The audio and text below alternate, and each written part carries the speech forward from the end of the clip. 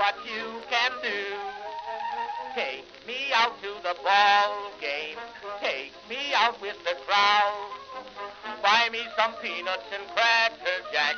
I don't care if I never get back. Let me root for the home team. If they don't win, it's a shame. For it's 1, 2, 3 strikes, you're out at the old ball game.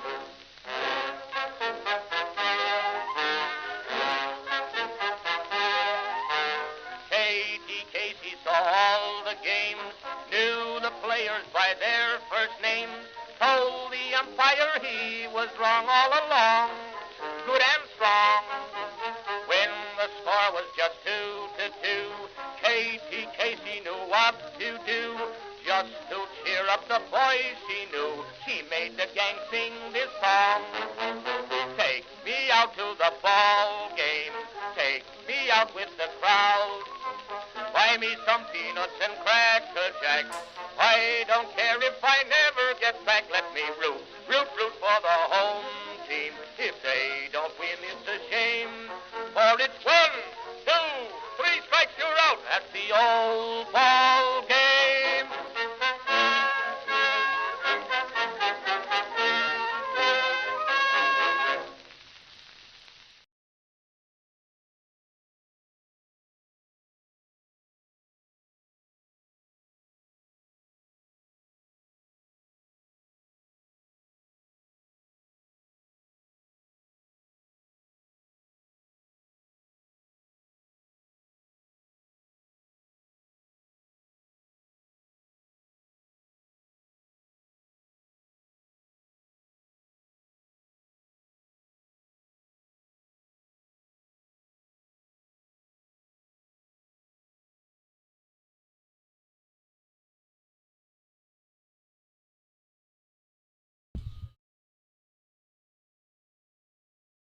Hey, folks, stand by, please. The national anthem is being sung at the moment. We'll be on the air in just a sec. Stand by, please. Thank you.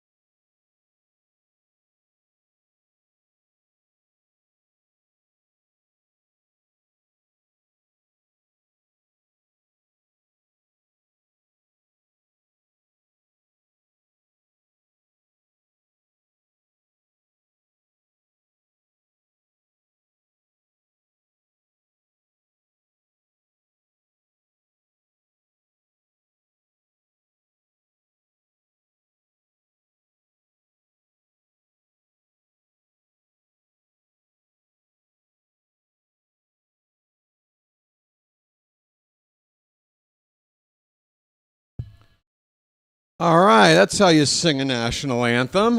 None of that fancy, I got to hit 25 different notes. I got to carry a note for 25 seconds or any of that garbage. Just a nice rendition of our national anthem, folks. Coming on the air right now. Let's go. Hello. Whoa, is my microphone too hot? I'm hot. Why am I hot? Because I had to run to another 7-Eleven to get my morning stuff today for the 5th straight morning at 4 or 5 o'clock in the morning. Because the 7-Eleven nearest me, they've decided that the graveyard shift can just pass the buck to one employee there who happens to be the least amount of, all of his screws are loose. He doesn't know how to make a coffee. I know, these are first world problems. But I had to go, for the 5th straight morning, walk another mile to the next 7-Eleven to get my proper coffee. I wasn't going to sit there and just order a bad coffee one day after the next. Now, normally I'm okay with this because it's 4 o'clock in the morning and the sun's not up and it's the coolest time of day over here. It's comfortable. But this morning it was just very, very humid. And before I even got to the other 7-Eleven, I was sweating balls. And now I'm here sweating, trying to start up this stream. And I just want to get that off my chest. Sorry, very unprofessional of me. Hello, everybody, and welcome to the Orioles BirdWatcher Channel. I'm BW. That stands for the BirdWatcher. How is everybody doing? We are playing the Texas Rangers tonight in the second game of a 3-game series here at Oriole Park at Camden Yards. The Orioles dropped the opener and have a record now of 2 wins, 2 losses on the season. This is a big game. It's a big game for the morale of fans and players alike because the result of this game is going to depend on. It's going to decide who. If this team is going to have a 600 record, which is a playoff record, sometimes it's good enough to win a division, or if they lose tonight, it's a 400 record, which is the kind of winning percentage you see for a last place team going nowhere. It's going to be one or the other after tonight, a 600 winning percentage or a 400 winning percentage. So what does that tell me, folks? It tells me that it's too early to panic, and even if we go out there looking great tonight and whip on the Rangers like 15-2, it doesn't necessarily mean that we've got it all figured out either. It's early, folks. What you want to see is just, you want to pay attention to particular things going on in the game, particular performances from individual players. But as a team, I know a lot of people are worried about this offense right now. I'm going to read something that I wrote up about half a day ago now, while most of you were asleep. But let's go over the pitching matchup and the starting lineups for tonight, because I feel like first pitch is only about 4 minutes away because I'm running late. So on the mound tonight, Zach Eflin. Zach Eflin is back, folks. That back is healed. Welcome back. Your dreams were yours. I had to. I didn't know what to get for Eflin, so I went with welcome back. Get it? Because we're welcoming him back, and plus his back is better now, apparently. Zach Eflin making his first start tonight, and the Orioles, this will be the first trip through the rotation. That's another way to look at this, folks. You got a 5-man rotation, at least for now. Let's just try to win 3 of the games in every trip through this rotation. 3 out of 5, that's a 600 winning percentage. Every time through this rotation, win 3 games. That's the goal. If you go 2-3, well, next time around, try to go 4-1. But, Zach Eflin missed the final 2 months of last season, had back surgery, was dealing with it all of last year. His numbers were not very good. But when he's healthy, he's a solid middle-of-the-order rotation, and we're asking him at this point to just be our number 5. Although with the first outing from Chris Bassett that we saw yesterday, Eflin might work his way up the depth chart to number 4 guy. Who knows? If Eflin is great, he could be as high as a 3 over Boz. We'll have to see how he looks. But he'll be matched up against one of the better right-handers, one of the better right-handed starters in Major League Baseball over the past decade plus. The past few years, due to injuries and other circumstances, COVID and what have you, it hasn't been nearly as sharp for him. But Jacob DeGrom, when this guy is on, he is one of the best. He'll be making his first start of the season tonight. I did see that apparently DeGrom was originally scheduled to make a start against the Phillies in the Rangers opening series this past weekend. I guess he got scratched and bumped up to tonight, which would tell me that if he's just now getting back healthy, then I would expect for him to be on a limited pitch count, which if he is a good-looking DeGrom, then at least we have that knowledge that he's not going to throw 100 pitches. He's not going to throw 90 pitches, I would say. I would be surprised if he throws 80. I think somewhere in the 70s would probably be his limit tonight. Whether or not that'll get him through 5 innings, we'll see, but I just don't see him going past 5 innings one way or the other. So if we can just keep the game close, If Eflin's looking good, if we can get through DeGrom. I mean, DeGrom is prone to giving up home run balls. It'd be nice to get a home run off of him. But yeah, I know a lot of people are hoping to see the Orioles play, at their best. They want to see all the pieces working. Good pitching, good defense, good bullpen, and, clutch hitting, building rallies on the regular. This might not be the best night to see everything come together facing a guy like Jacob DeGrom. But let's go over the starting lineups, folks, because I feel like I'm running late. I might only get through the Rangers lineup and have to wait on the Orioles for the next half inning. Leading off and playing right field for Texas is Brandon Nimmo. Wyatt Langford will play left field and bat second. Corey Seager is the shortstop hitting third. Jake Berger, the cleanup hitter at first base. Jock Peterson will DH and bat fifth. Josh Smith will play second base and hit sixth. Those top six guys in the order, no changes from last night that I can tell. The first change I'm seeing is Danny Jansen is doing the catching, batting seventh, replacing Kyle Higashioka. Evan Carter will play once again in center field and bat eighth, and Ezekiel Duran is the other change in the lineup. He'll play third base. Josh Young played third base last night, not in the lineup tonight. All right, Zach Eflin has just jogged out to the mound, and his Oriole teammates are taking their respective positions on the field. Scattered seating here, it looks like, in the lower bowl here at Camden Yards, just a couple of minutes before first pitch. This looks like another crowd below 20,000 for sure. Once you get past opening day and until school lets out, these attendances, unless you're one of the teams that are lucky enough to just sell out every game. We were a team like that at one point. It'd be great to be a team like that again. It'd be great to make, 5 to 10,000 of the seats in the ballpark available for maybe like under $40. So like regular people can go. But hey, that's a topic for another conversation.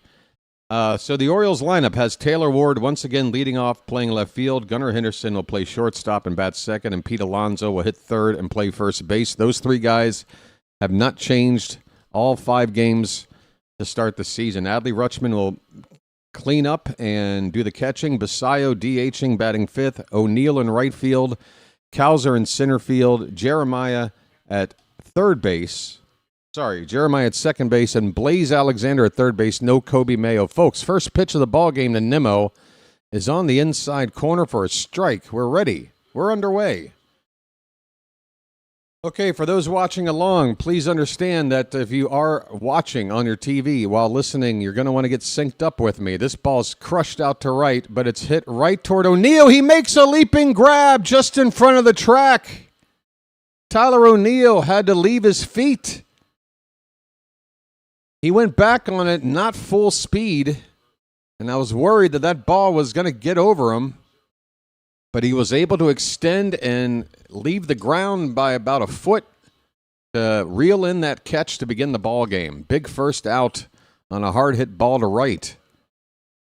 Here is Wyatt Langford hitting just 105 to start the season, and he takes way outside for ball one.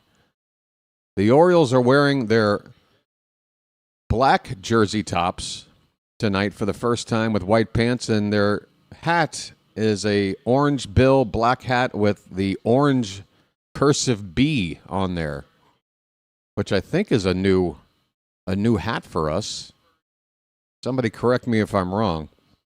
Looks like there's only a slight breeze blowing left to right, but that's from the outfield vantage point of the flags out there. Once you're inside the park, the wind tends to kind of swirl around.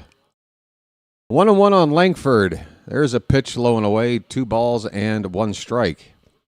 So yeah, folks, I was trying to get through this. So if you want to get synced up with me and not have everything spoiled or be ahead of me, you're going to need to pause your game. Here's a 2-1 pitch. That is fouled out of play.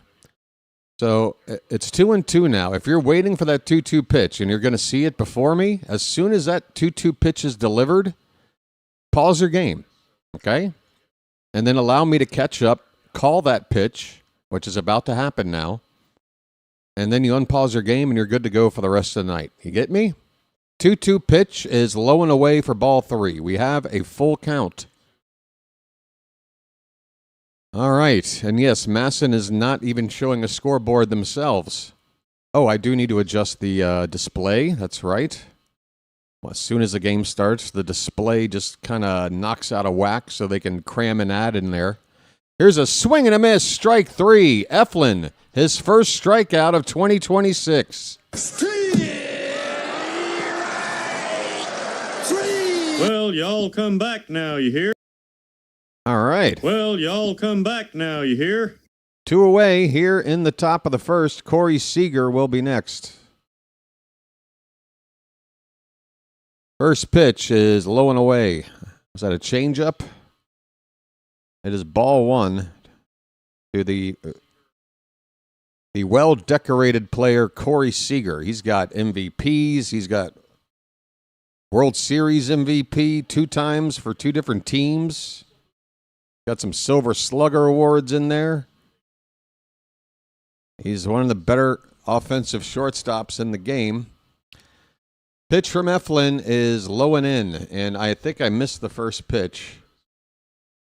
So without the scoreboard from Masson, I might be a little bit lost right now. Hang in there, folks. Looks like we got a count of 2-1. There we go. 2-1 pitch. Swing and a miss, 2-2. A lot of break on that pitch from Eflin. Good movement.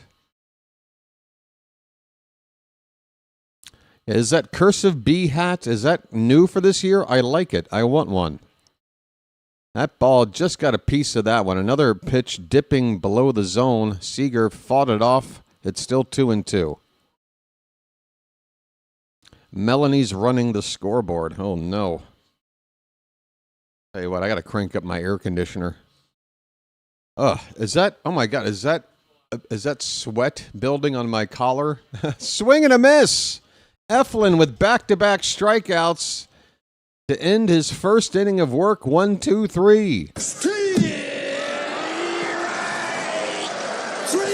Well, y'all come back now, you hear?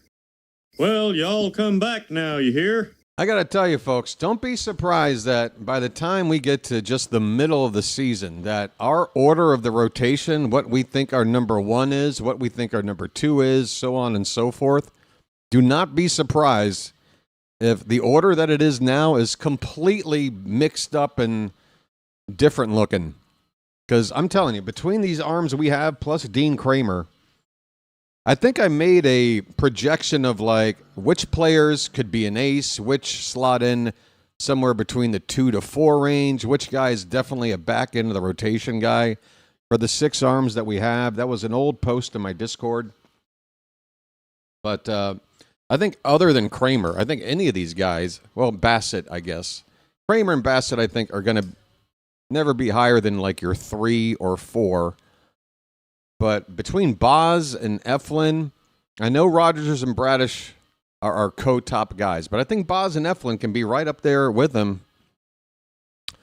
If, say, Bradish, gets into a tough stretch, I think a guy like a Boz or an Eflin could pick him up. I know we just watched Eflin throw 1 inning.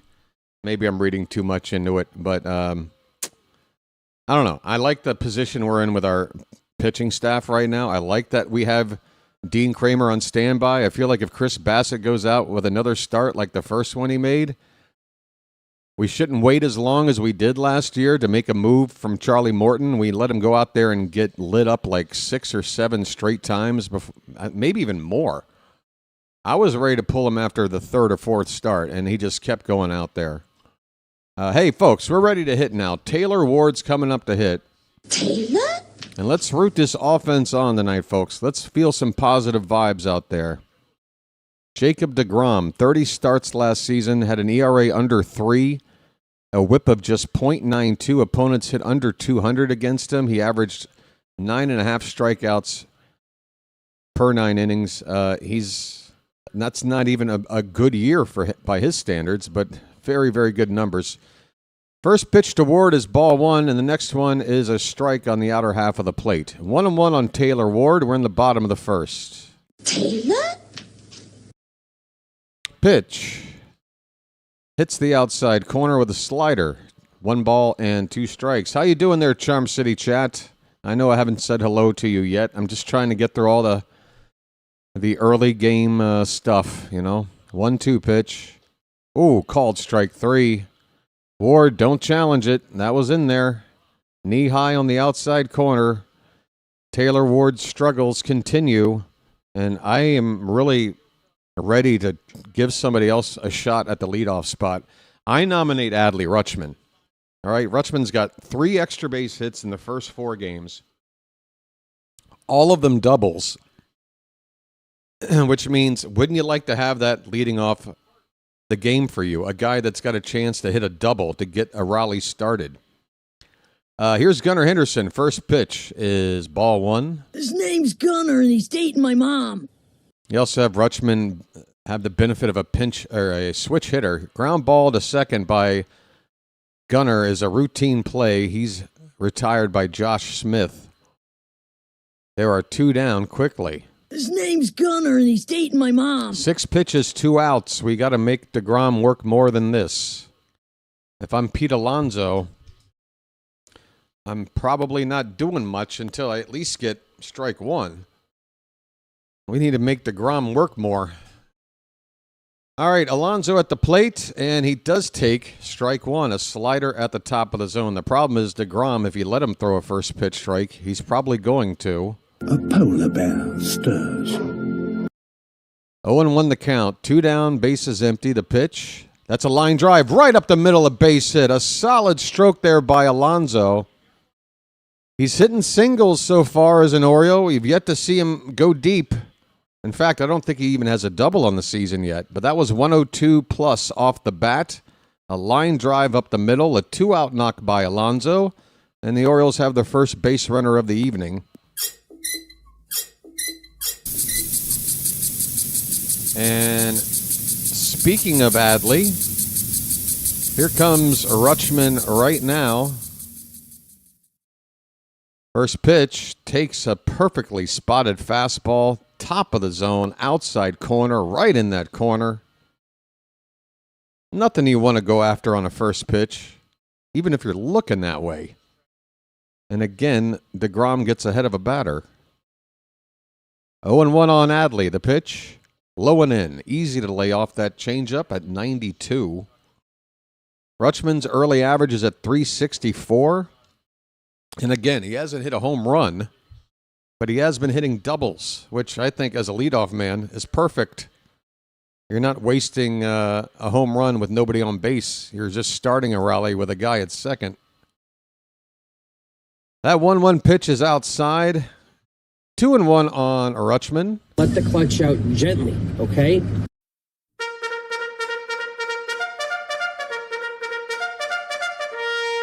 I see Nat mentioned in there. I'll get to everybody in Charm City here between now and the next inning, okay? Tapped foul at the plate. The count now is 2-2. So 2 balls, 2 strikes, and 2 out with a runner at first.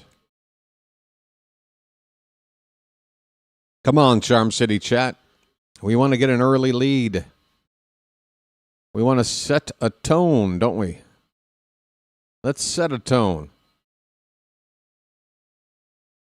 2 balls, 2 strikes on Rutschman. DeGrom from the belt.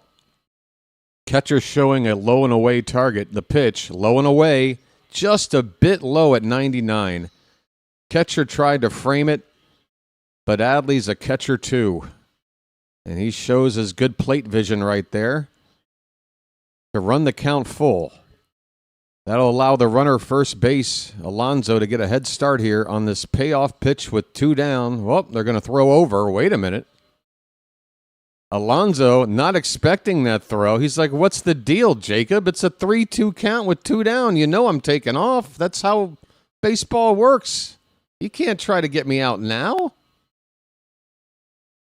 Alonzo's like, come on. He looked right back at DeGrom after that pickoff attempt. 3-2 pitch. Fouled back. Fouled back by Adley. We'll do it again. So DeGrom got 2 quick outs, and now we're finally making him throw a little bit. That's a good thing. What about the vertical side? Gee, I don't know. What happened over there? I don't know.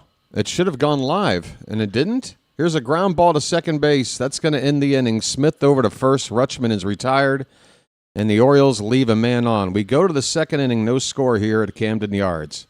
You know what it is? I clicked from one tab over to the next, and even though it said I was going live, it should now kick on.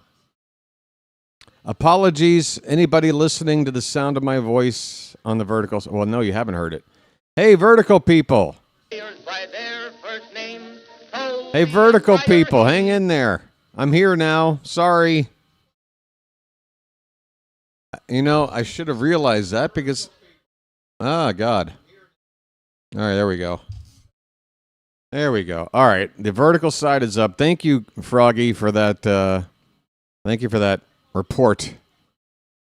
Yeah, I've got the monitor up here to take a look at the vertical side, and I didn't even notice that it didn't kick in. All right, we're good to go. Looking at Charm City chat, I see Franklin long all night long. Franklin likes to get busy. George is here. USA 4547. El Deuterino. Daniel Berry. George Ford. Walla Walla. Book Doc. Hank Mitchell. Maz Sticks. Edward Bowers. We got Slater Brown. GP3. Chilo. Ronnie Hood. Mayerson. 12. Kurt Montgomery. Phantom is here. Orioles Birdwatcher, yes, the same style B from the old City Connect, but in orange, with an orange bill. Yes, thank you, sir. Charm City Entertainment says, sitting here at the ballpark again with you in my ear, I truly believe that this is the best top-to-bottom starting rotation since the 97 team that went wire-to-wire. Thoughts? Yeah, I think in terms of, like, if you're going to say our rotation is as strong as our weakest link kind of a situation, I think our weakest link is the strongest weakest link that we've had, since back in the 90s with, like, Scott Erickson and David Wells and Mussina and, you know, all those great arms. So, yeah, I would agree. But we still don't have that frontline starter that we want, at least, you know, established already as a frontline starter. But, well, you know, Rogers or Eflin, Rogers or Rogers or Bradish have a good chance to, you know, mature into that role. We're in the top of the second inning, folks. Forgive me for missing the first couple of pitches. Jake Berger is at the plate. He's off to a good start, hitting .471. The count is 2 balls and a strike on him. And that 2-1 is right in there, a sinker. Count even up at 2-2. Mr. B. Moore is here. Ram Jam. Oh, I love a little Ram Jam. Bam-a-lam, whoa, Black Betty. Bam-a-lam, whoa, Black Betty. Bam-a-lam, Black Betty had a child. Bam-a-lam, the damn thing gone wild. Bam-a-lam. Oh, sorry. What else is here? Folks, don't get me singing. It's early. 2-2 pitch. Swung on and missed. Berger goes after one low. And that is the third straight strikeout for Zach Eflin.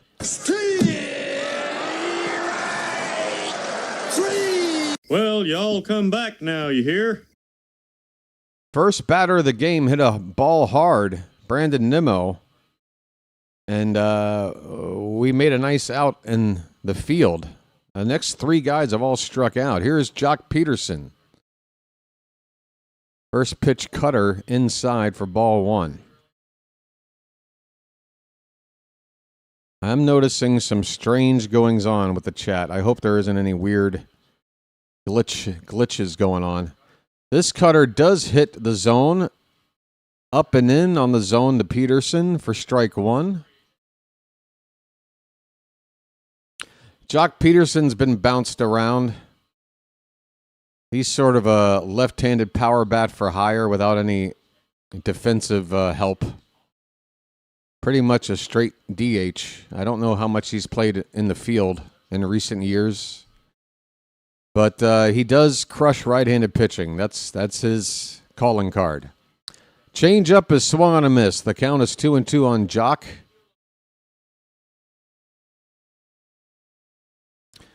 By the way, anytime Peterson has to scratch something, you know, on his neck or his arm, that's known as a jock itch. See what I did there? 2-2 pitch. That one's low and in, not close, nearly hit Peterson. The count is full. Isaac Angels here. Hello, TSWM 3578. Are you friends with THX 1138 by any chance? Erickson, Moose, Jimmy Key, David Wells, and you forget the fifth guy. That is going to be ball 4. On a 3-2 pitch, Eflin misses and walks Peterson with 1 out in the inning. That'll bring up Josh Smith, another left-handed bat. 10-4, good buddy. Josh Smith. Smith can play just about anywhere in the field. Infield, outfield. He's a nice player to have. First pitch is in there for a strike. Left-handed bat. Got a little bit of pop. Got a little bit of speed. Can play just about anywhere. Nice guy to have on your roster. 0-1 the count. 1 out, runner at first to Smith, and there's a big swing and a miss. Curveball. Smith has started second base the first 2 games. Last season, the Rangers had a permanent second baseman, but they traded him away for now who is their permanent right fielder. A straight swap for Marcus Semien for Brandon Nimmo with the Mets, if I recall, right? That was just a straight 1-for-1 swap. You don't normally see 2 guys of that caliber getting traded 1-for-1, but I feel like that's what happened, right? That might need to be confirmed. 1-2 the count on Josh Smith. The pitch. Swing and a miss. Swing and a miss. The ball did not land in the catcher's glove, but Smith made no attempt to go down to first, so no tag needed to be applied. It is another strikeout for Eflin.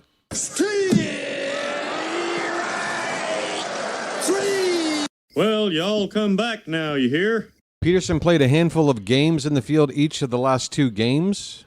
You mean last 2 seasons, I'm assuming. But yeah, just a handful. And I'm sure there were situations where he wasn't like their first choice. It was probably out of a need, a necessity. But yeah, Peterson is not really much more than a DH. Here's Danny Jansen, first time up for him. 1-0 the count. Line drive, base hit in the left field. That is smoked between shortstop and third base. And that'll put 2 men on with 2 out for the Rangers. That was a 107 off the bat from Jansen. So Peterson, who drew the walk, moves up to second base. It's Jansen at first. Not a whole lot of speed out there. 2 down in the inning. But there is speed coming up to the plate right now. Evan Carter, keep him off the bases. First pitch to Carter. Inside, a cutter. Carter, really talented young outfielder. If you recall, a couple of years back when he first came up, that was when the Rangers went on their World Series run. He had an incredible September as a September call-up. And he fouls this one away. 1 ball and 1 strike. Us Oriole fans remember that was the season we played the Rangers in the division round. We won 101 games. We had home field advantage all the way to the World Series, and we could not win a game against these Rangers. Ground ball to first. A kind bounce to Alonzo, who will take it to the bag himself and end the inning. All right, Eflin allows 2 base runners, but they are left at first and second. We go to the bottom of the second inning. No score here with the Rangers and the Orioles. Great stuff. Folks, how are we doing? Good? Glad to hear it. Scott Kamenicki. Oh, Kamenicki. Oh, I haven't heard that one. Rocky Coppinger. Rick Krivda. Holy cow, these are names from a long, long time ago. A long, long, long, long time ago. Before the wind, before the snow. There lived a man I know, lived a freak of nature named Sir Psycho. So psycho sexy, that is me. Sometimes I find I need to scream. Ah! He's a freak of nature, but we love him so. He's a freak of nature, but we let him go. Oh. A deep inside the Garden of Eden, a standing there with my heart on bleeding. Oh, I better not sing the rest of that. There are some lyrics in that song that might make a lot of people unsubscribe. Red Hot Chili Peppers, Sir Psycho Sexy, off the album Blood Sugar Sex Magic. Look it up. I'm just killing some time. Hey, Ray Ravens knows that song. Great lyrics, right? There's a devil in my and some demon in my A good Lord, no, that would be treason. Believe me, Eve, she gave good reason booty. Looking too good not to be squeezing. A creamy beaver, hotter than a fever. A llama gibbon cause she's the receiver. I won't and I don't wake up until I please her. I'm making her feel like an overachiever. I take it away for a minute just to tease her. And then I give it back a little bit deeper. This guy is so bad at singing. Well, take a hike, Justin, because this guy is enjoying himself. Sorry. We're underway in the bottom of the second inning. Sammy Basayo takes ball one. This guy. Sammy. This guy. Yeah, you're cringe, dude. Dude, take a hike. I don't care if you don't like it. I'm having fun. It's a baseball game. I like to act silly. That's what I do. I'm not going to change for you. Sorry. 1-1 the count for Sammy Basayo. Fouled straight back. It's 1-2. Other people seem to enjoy the Red Hot Chili Peppers. But Justin, just because you're not enjoying it, let's just all cater to your specific needs. 1-2 pitch fouled away by Sammy. We'll do it again. Basayo is off to a 200 average. He took the day off yesterday. First day off for Sammy. 1-2 is low and in. 2-2 the count. That's slider at 93 from DeGrom. Hey, Fitzy, how you been, buddy? Fitz, you calling any games tonight? Sorry, Charm City chat. Sorry. 2-2 pitch to Sammy. That's popped straight up. A low pitch. He still got under it somehow. Hits it to shallow center field. It'll be caught out there by Carter for out number 1. It's amazing and it's sad you can't handle friendly. What was friendly about it? What was friendly? This guy is so bad at singing, cringe. What is friendly about that, Justin? No, please, bring Justin back. I'd like for him to explain what his concept of being friendly is. Go ahead, Justin. Dazzle me. Here's Tyler O'Neill. He takes a fastball top of the zone for a strike at 97 miles an hour. Ahoy there! Anybody home? 0-1 pitch is fouled off to the left. It's quickly 0-2. 1 out, nobody on. There's Masson's prop bet of the night. Tyler O'Neill, over and under, half an RBI, plus 200. What does that mean? I don't know, and I'm glad I don't know.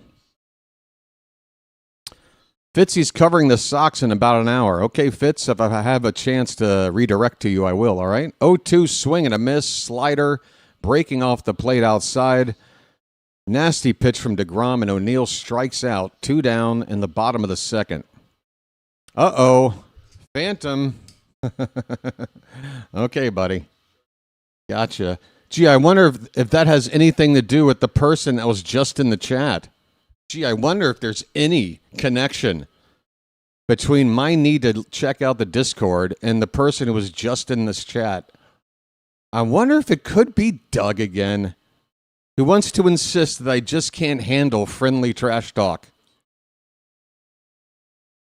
He's so stupid. Colton Cowser, folks, got a count of a ball and a strike. Get those cows up in the chat. There's 2 down, bases empty, no score, bottom of the second.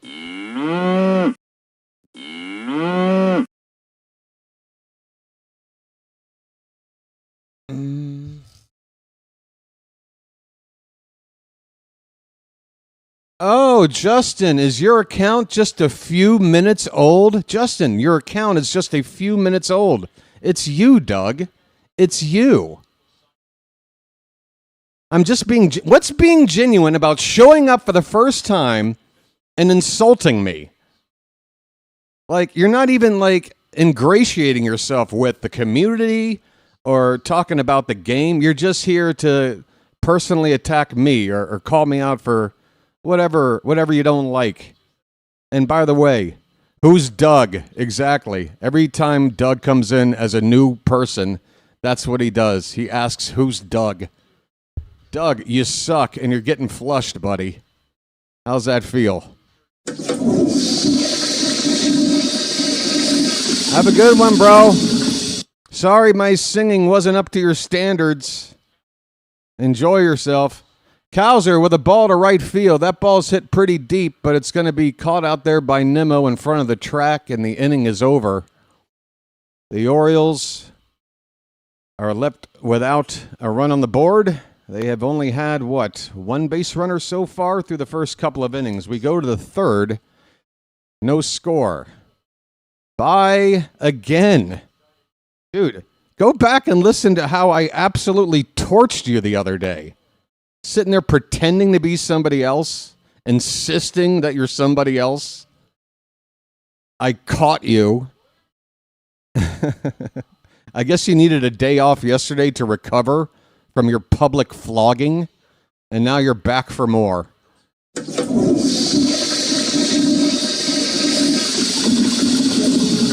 Hey, Doug, keep going, bro. Keep going. Keep giving me those dislikes. Yeah, that's the other thing, folks, is that now every game I call to start the season, I look back and there's exactly 4 dislikes on every stream that I've done.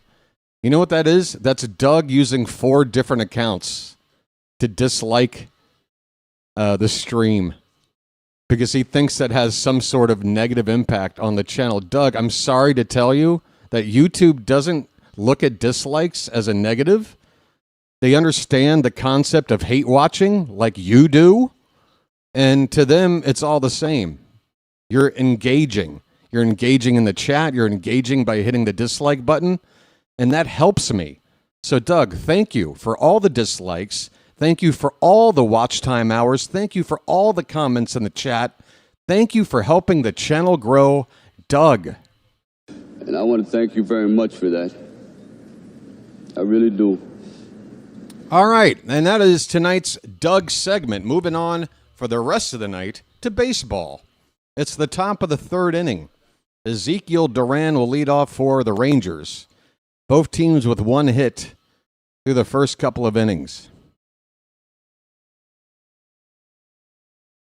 By the way, Doug, you might want to come up with a new expression other than "you can't handle friendly trash talk," because you keep repeating the same thing over and over again. That's how we know it's you. Duran with a little dribbler up the first baseline foul. It's 0-1. Duran batting .200.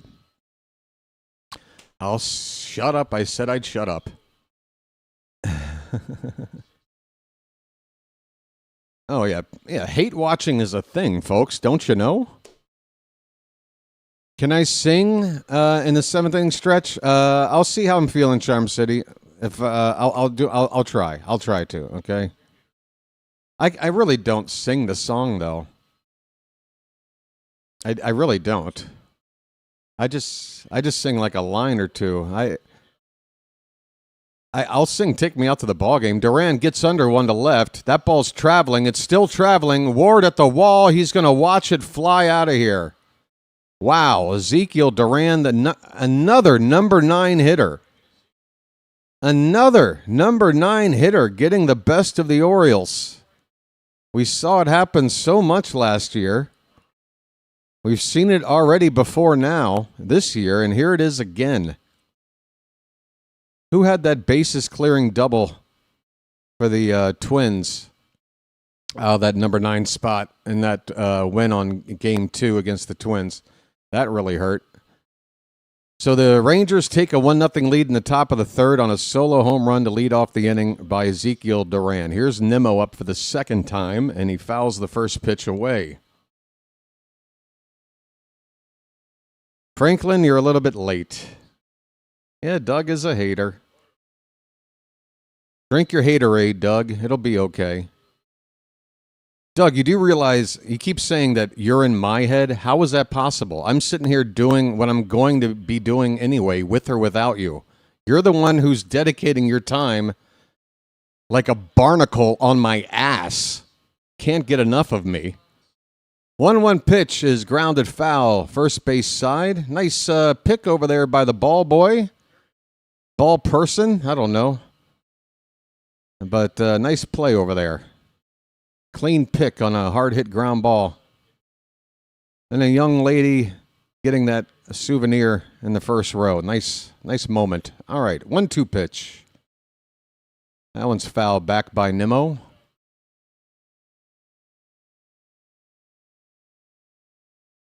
Everybody's blaming Frank. Whoa, Chuck wants to scream something at me. Hold on. Here's a curveball in the dirt. 2-2 on Nimmo. You have plenty of subscribers that love the Orioles commentary.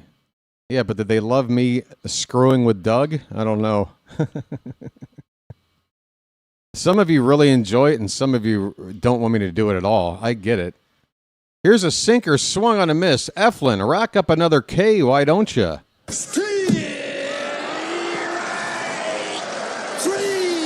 Well, y'all come back now, you hear? Well, y'all come back now, you hear? All right. Did we hit 4,000? Oh my God, folks, we kind of hit a milestone without even trying. Hey, Doug, kiss my ass. We just got 4,000 subscribers. Baltimore, you are seeing history being made today. Oh, wow. We're number one. I don't believe it, folks. This is Sparta! Call it the Baltimore miracle or some shit. Yeah, I think the Doug stuff is good filler, too. You know, it's a baseball. If I were calling a hockey game, this obviously would not work. 0-2 the count on Wyatt Langford. And a breaking ball drops below the zone, maybe a hair or two off the plate outside for ball one. 1-2 on Langford, 0 for 1. Thanks, guys. We did it. 4K in the opening homestand of the season. So I don't want to get greedy, but right now I'm thinking 5K by middle of the season and 6K by the end of the season. That would be the goals I'm going to set. Crossing my fingers. 2-2 pitch fouled away off the leg of Langford. In the year 4000. In the year 4000. Hey, did that make you cringe, Doug? Hey, Doug, do you just not like it that other people enjoy what I do and it just gets under your skin? And that the channel is doing well? Here's a ground ball diving stop attempt by Gunner, but it's going to sneak through in a center field for a one-out single for Langford. Corey Seager due up. In the year 4000.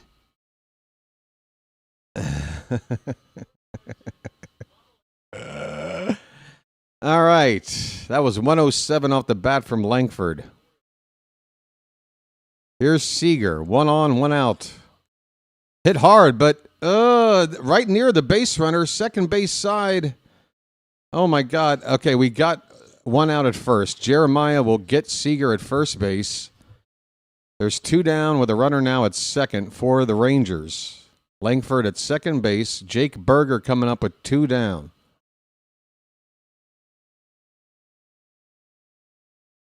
Phantom says 4250 by mid-April. Okay, you track that one. I can't micromanage that much. I got to go 1K at a time.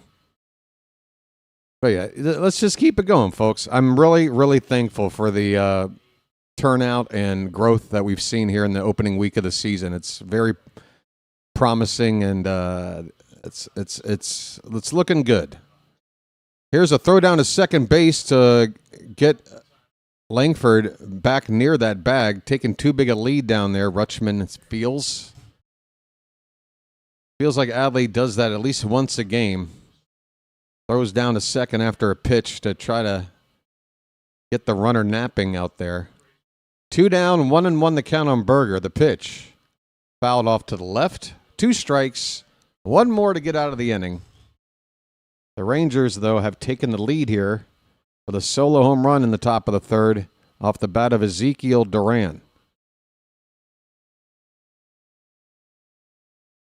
Oh, yeah. Well, dude, I mean, look, do you want to sit here and you want me to break it down? All right. I need to average 27.5 subscribers per game. I'm looking to get to 4,500 by April 19th. I mean, I don't know.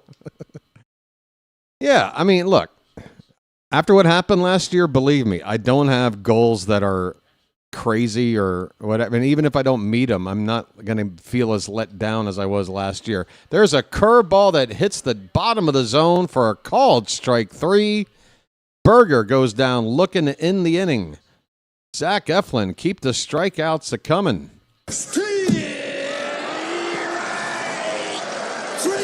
Well, y'all come back now, you hear? Right. Well, y'all come back now, you hear? All right.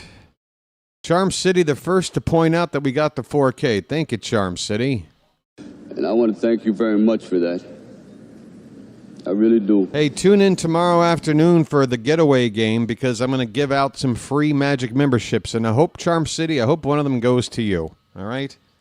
For whatever reason, you can't, single out somebody to give them a Magic membership as a gift. It's always random. But I'm giving out 5 tomorrow. I think I remember you winning one before at Charm City. But yeah, thank you for pointing out the 4K. I hope you win a free Magic membership tomorrow. As the only way I know how to thank you. Oh, you get a free song request too. In honor of Doug, a free song request for Charm City Entertainment.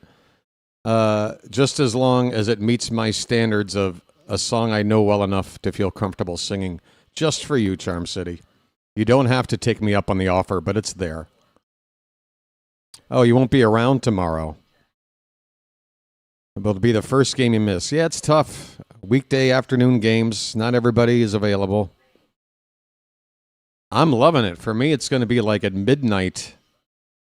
Midnight in the Garden of Good and Evil, I guess. Oh, my God. Look at that bat cozy with the Oriole bird on it, the angry bird. There's your on-deck circle equipment, folks. A rosin bag, some of that sticky spray, that bat cozy. All right, here's Jeremiah Jackson, folks. The Bullfrogs up. Get those Bullfrogs in the chat, why don't you? Swing and a miss. Jeremiah was the bullfrog. Jackson's off to a nice start, hitting .375 in limited action, splitting time with Blaze Alexander, but they're both in the lineup tonight. Kobe Mayo with the night off. 0-1 pitch fouled away. It's 0-2.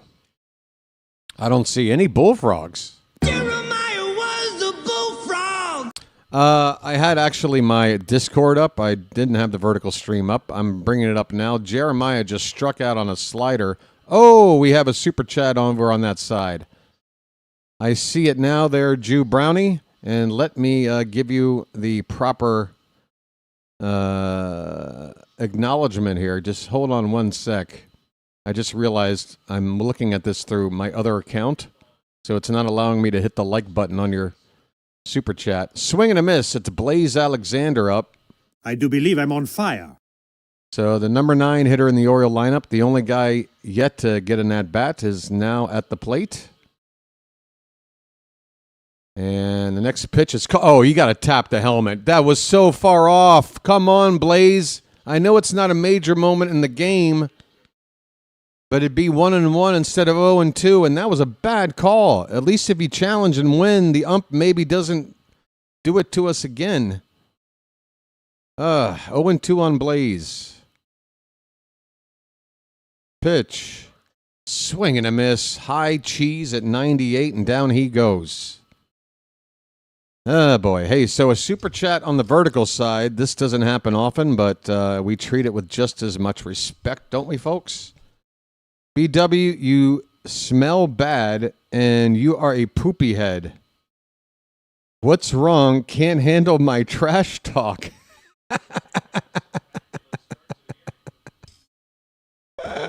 Poopy head. All right. Thanks, Drew Brownie. If you see flies circling around, folks, don't worry. It's normal because my head is made of shit. Taylor Ward's at the plate. First pitch is a strike, and the next one's fouled away. Taylor? 2 strikes, 2 out, nobody on. DeGrom is still under 40 pitches. That one low and away. All right, now we've got a super chat on the horizontal side. Message for you, son. And I want to thank you very much for that. I really do. The count is 0-2 here. Make it 1-2 now on Taylor Ward. And this pitch is off the plate. 2 balls, 2 strikes. 2 balls, 2 strikes, 2 out. DeGrom now on 40 pitches. Number 41 coming in. And a base hit by Ward. Oh, Taylor Ward sends a ball into center field. 105 off the bat. A line drive right up the middle. Right back where it came from. Finally, Taylor Ward barreling up a baseball. Thank you, sir. It's 2 down with a runner at first. Hopefully Gunnar can do something with this. First pitch is a strike to Gunnar. Slider. So that's Alistair 66. Orioles magic about to happen. I hope you're right, Alistair. We got Gunnar at the plate. Tying run at first. 0-1 pitch is low and in. Folks, it's bugle time.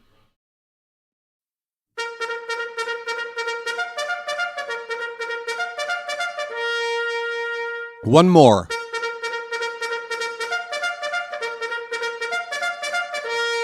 Getting the double bugle. 1-1 pitch. That bounces in and far away from the catcher. Oh, it hits off of the on-deck hitter. That ball could have landed in the camera well or the dugout. It went so far away. A deflection off Danny Jansen, the Texas catcher, easily allowing a runner to get to second base now. So a base hit, just a single from Gunnar could score Ward and tie this ball game. Come on, Gunnar. Be the RBI man we need you to be. You got a 2-1 count. Pitch. Oh, a foul ball off his foot. 2-2.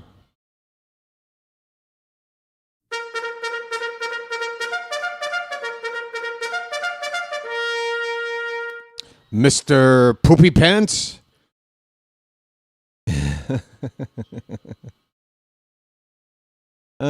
Folks, don't call me a poopy head. I don't know if I can. 2-2 to Gunnar.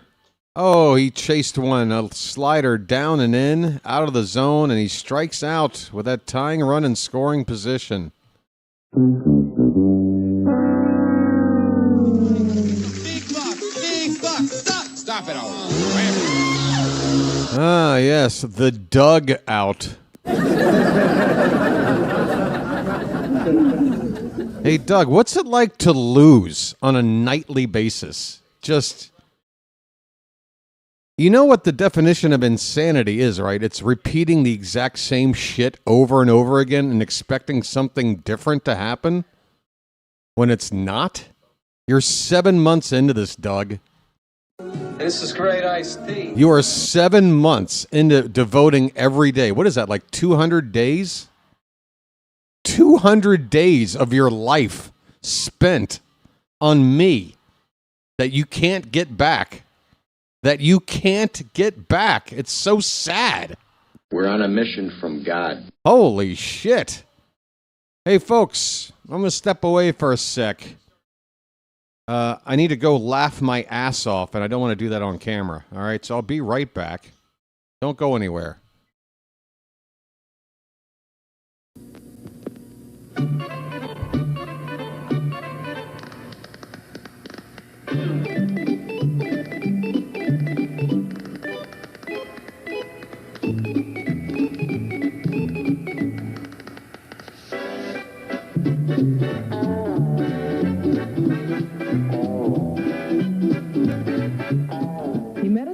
Friend in the Chesapeake Bay when Baltimore, you are seeing history being made today. All right. Do we have the top of the order coming up? Is that what I'm looking at? Top O the order? That'll work. Get my camera up here on the vertical side. All right, we're back underway. Oh, it's the top of the fourth. What am I talking about? Let me refresh this in-game information. First pitch to Jock Peterson in the top of the fourth is a sinker at the top of the zone for strike one. Peterson walked first time up. I don't have to go off mic. You know how many times I've farted sitting here calling a game? I think I've done it 18 times tonight already.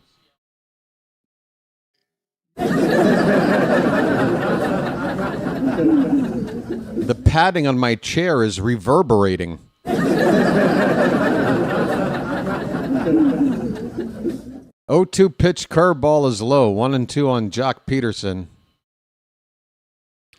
Eflin is up to 57 pitches.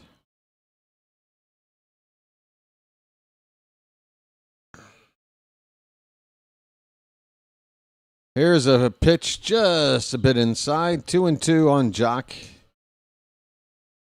Charm City says same poor hitting philosophy. Well, that's a matter of opinion. I don't know if I can use a matchup against Jacob DeGrom, one of the better right-handed pitchers in the past decade, as a good litmus test for the offense. I know early doors, it's not where we want it to be. But I would argue that we've taken some pretty good at-bats, just the results haven't been there. 2-2 pitch to Jock is up and away. It's a full count. I mean, folks, how many times did we watch last year a batter come up and just pop out on a first pitch? I think we're making the pitchers work a little harder. But we're facing DeGrom tonight. It's a tough matchup. There's a swing and a miss. 3-2 changeup. It was off the plate, but Eflin gets the chase. Another strikeout for Zach. 7 strikeouts already. Well, y'all come back now, you hear? It's not enough information, Franklin. It's not enough. NEI. Josh Smith pops it up, center field. Kowser's going back. He should have room. He's onto the track now. He's just got room. He makes the catch. That ball was carrying. The ball does seem to be carrying tonight. Second out of the inning. Deep fly ball out in the center field, caught by Kowser.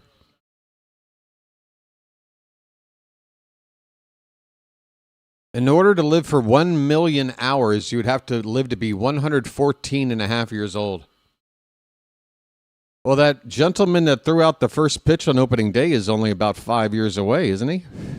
He might be around for 1 million hours. Here's Danny Jansen. First pitch curveball, called a strike. Might have been a bit low. No challenges yet for the ABS system by either team so far tonight. And if you're wondering who the home plate umpire is, it's Scott Berry. Manny Gonzalez at first, Tom Hanahan at second, and Ron Culpa, who I believe is the crew chief, is at third. Hey, Shante. 0-2 count on Jansen, 2 down, bases empty, top of the fourth, the pitch. That ball breaks outside. Jansen lays off, 1 ball and 2 strikes.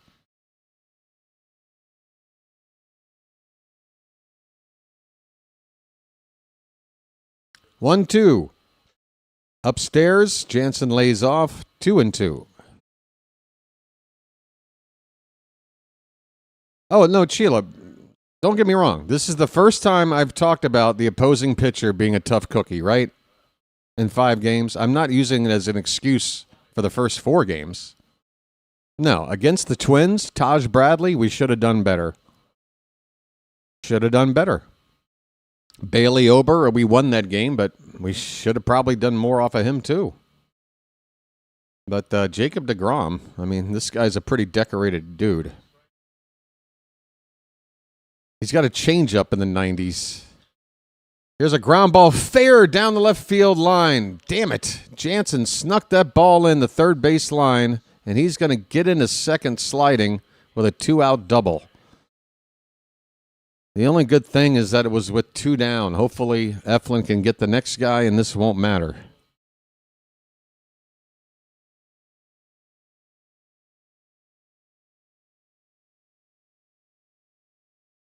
Hey, Froggy, I see you over there on the vertical side. Thanks so much for all the help and work that you're doing over there, Froggy. A.K.A. Card Crazed. Evan Carter. Mr. Carter. Well, if Mr. Carter is at the plate, maybe I should play this again. Welcome back. Your dreams were your ticket out. Mr. Carter, got a count of 1-0. Up your nose with a rubber hose, huh? The 1-0 pitch. That's pitch number 70 tonight from Eflin. It's a changeup up and away. It's 2-0 on Carter. Oh, Jansen. They sing Bop. You won't hear me singing that. I've got a list of We'll Never Sing songs, and Bop is on there. 2-0 changeup. Carter went after it and swung and missed. He thought he got a heater. He was wrong. 2-1.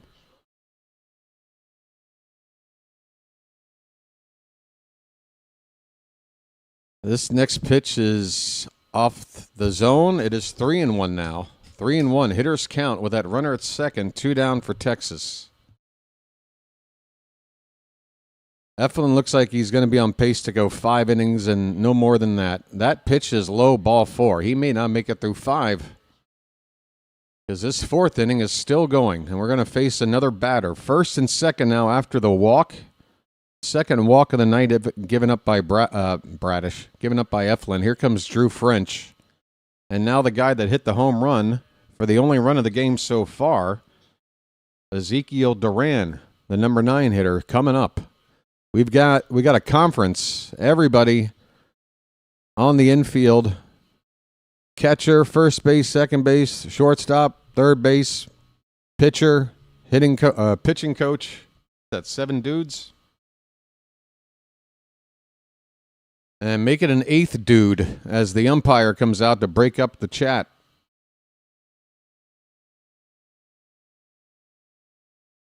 The Orioles are getting their money's worth. French has been out there for a solid minute talking to everybody about what to do next.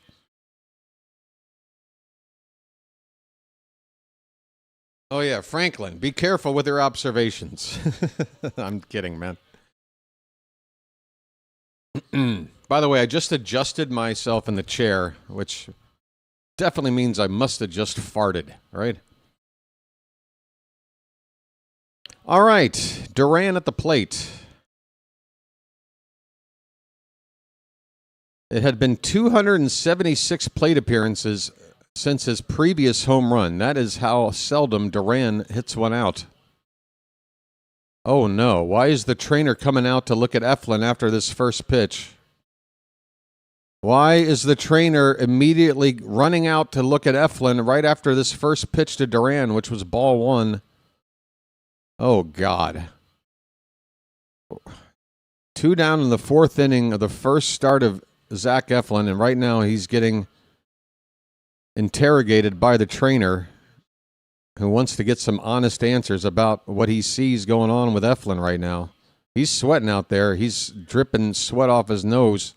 He's leaving the game. Wow. Wow. This hurts. This really, really hurts. Well, get on the horn to AAA Dean Kramer, who I think is scheduled to make his first start for the Tides on Friday. He might have to cancel that one and work his way up here to the team. Keegan Aiken. No, I'm sorry. That's Grant Wolfram. Aiken is hurt.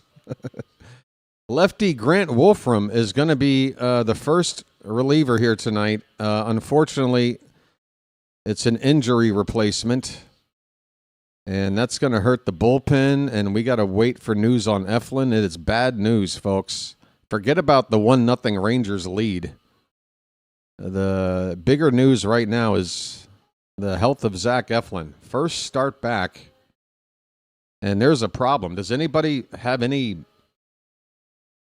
I mean, let me know that you're just speculating. If you have some insight on what you think is wrong with Eflin, I can't exactly tell. I don't know what happened on that first pitch. I do not know what happened on that first pitch to Duran that got the trainer to come running out of the dugout. What could it be? Man, oh man. What a downer.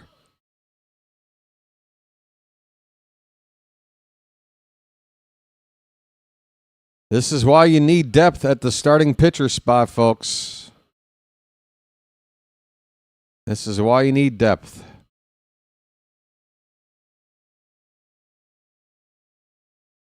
Oh, is Richard our newest new account guy? Hey, Phantom, you want to take a look at Richard and see how long he's had an account?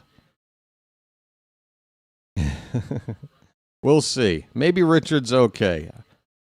I'm not gonna pass judgment quite yet. We'll see what Richard's next comment is.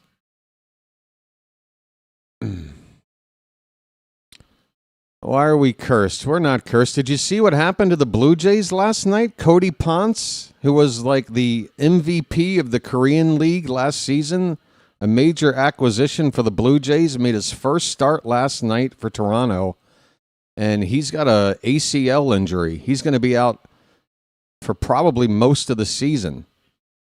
They lost him in his first start, 47 pitches in. They brought him in. He's on the shelf.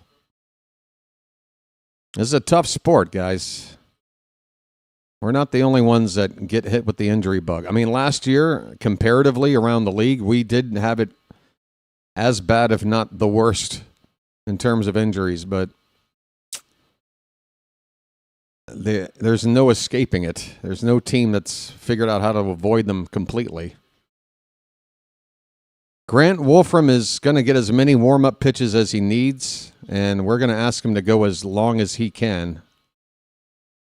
The Orioles play an afternoon game tomorrow, so I would assume that we're going to try to use as few pitchers tonight to bridge the gap and then use the remaining guys we didn't use for tomorrow's game, and then we have an off day to get everybody rested up for the first game on Friday on the road in Pittsburgh. So I would assume we're going to see Anthony Nunez after Wolfram's done, probably for more than one inning. After that, mix and match. But yeah, between Wolfram and Nunez, I hope that we get about 3 innings out of these two guys. That would get us to the 7th inning. All right, want to know the count? That's where Wolfram is picking up this at-bat. Here's a swing and a ground ball foul off to the right by Duran. So the count now 1-1. We pick it up with 2 men on base for Texas with 2 down here in the top of the 4th. They're ahead 1-0.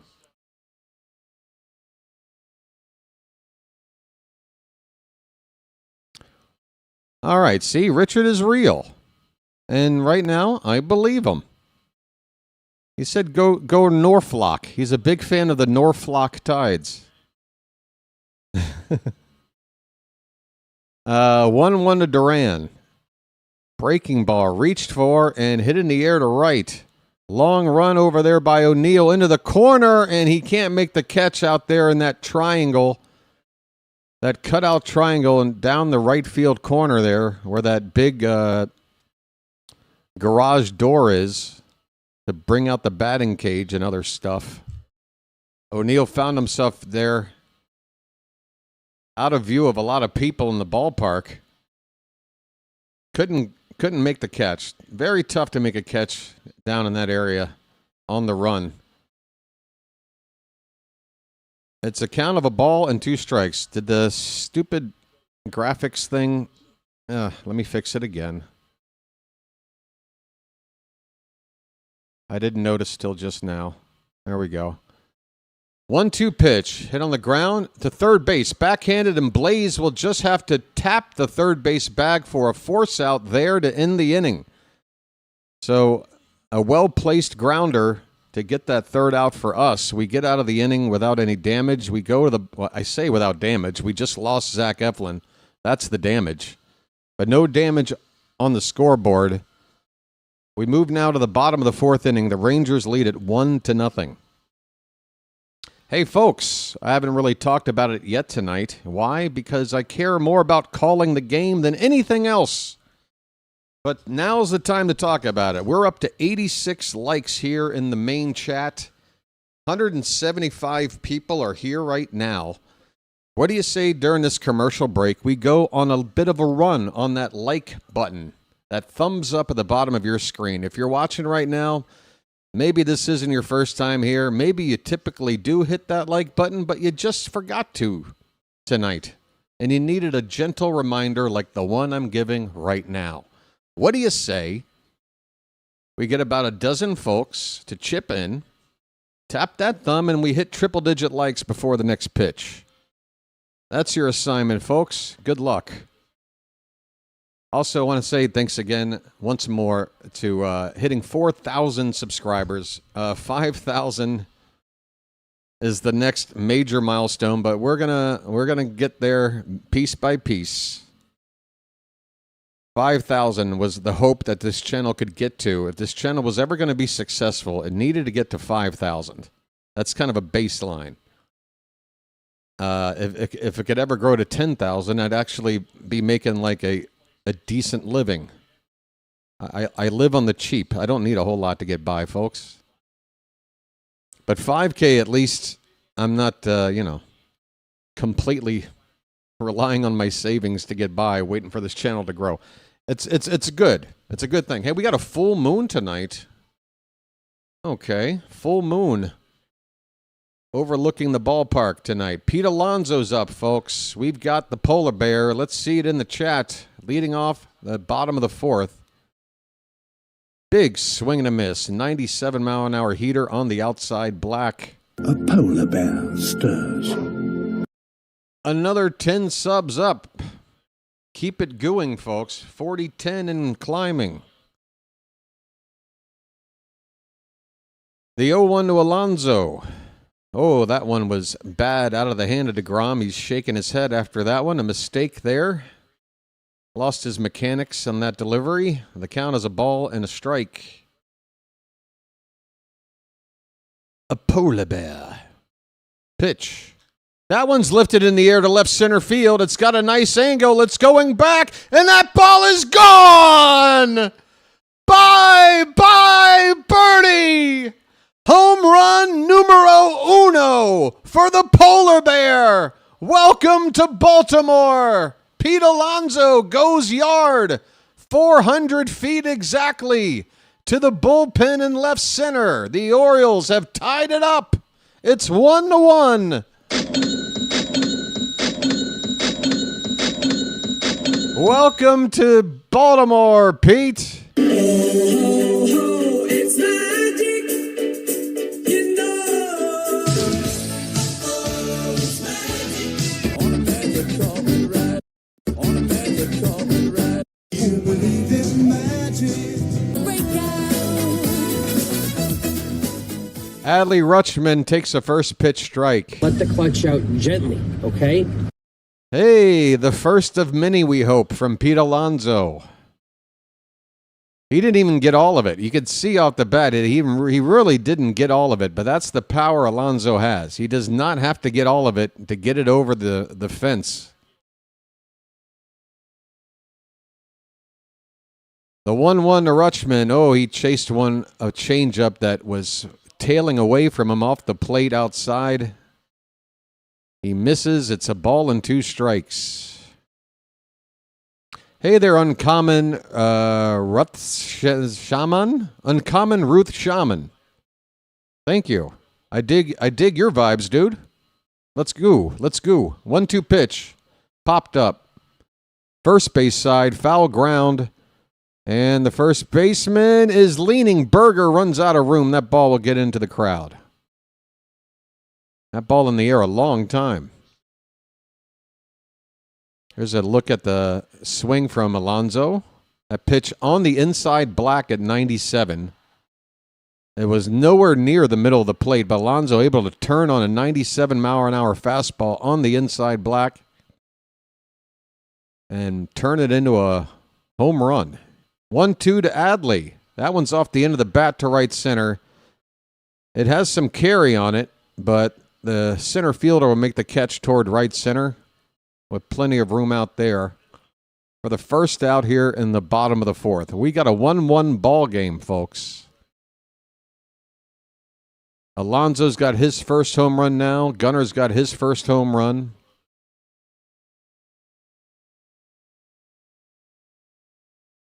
Here's Basayo. 0 for 1 tonight.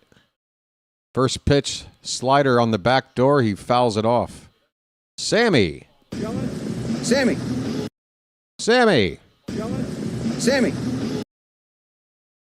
I hope they drop a replay vid of that. I hate not being able to see the game. What play is that? The home run? There'll definitely be a Twitter clip of the home run there for sure. It's the first one as an Oriole. It'll be out there. 1-1 pitch to Sammy, bounces in there. 2 balls and a strike. Sammy. I'm Aurelio. I'm gonna win. Hey, what's the matter, you? Hey, what do you gotta say? Hey, popped up. And again, Basayo slouching after swinging at that pitch. Come on, buddy. You're a young man. Stop with the negative body language when you pop out. Just go up there and try again, do better. 2 down in the inning. Tyler O'Neill coming up. Ahoy there! Anybody home? I will say this, the new scoreboard, the new video board out there in right center field, it does look amazing at night. It is quite the upgrade there.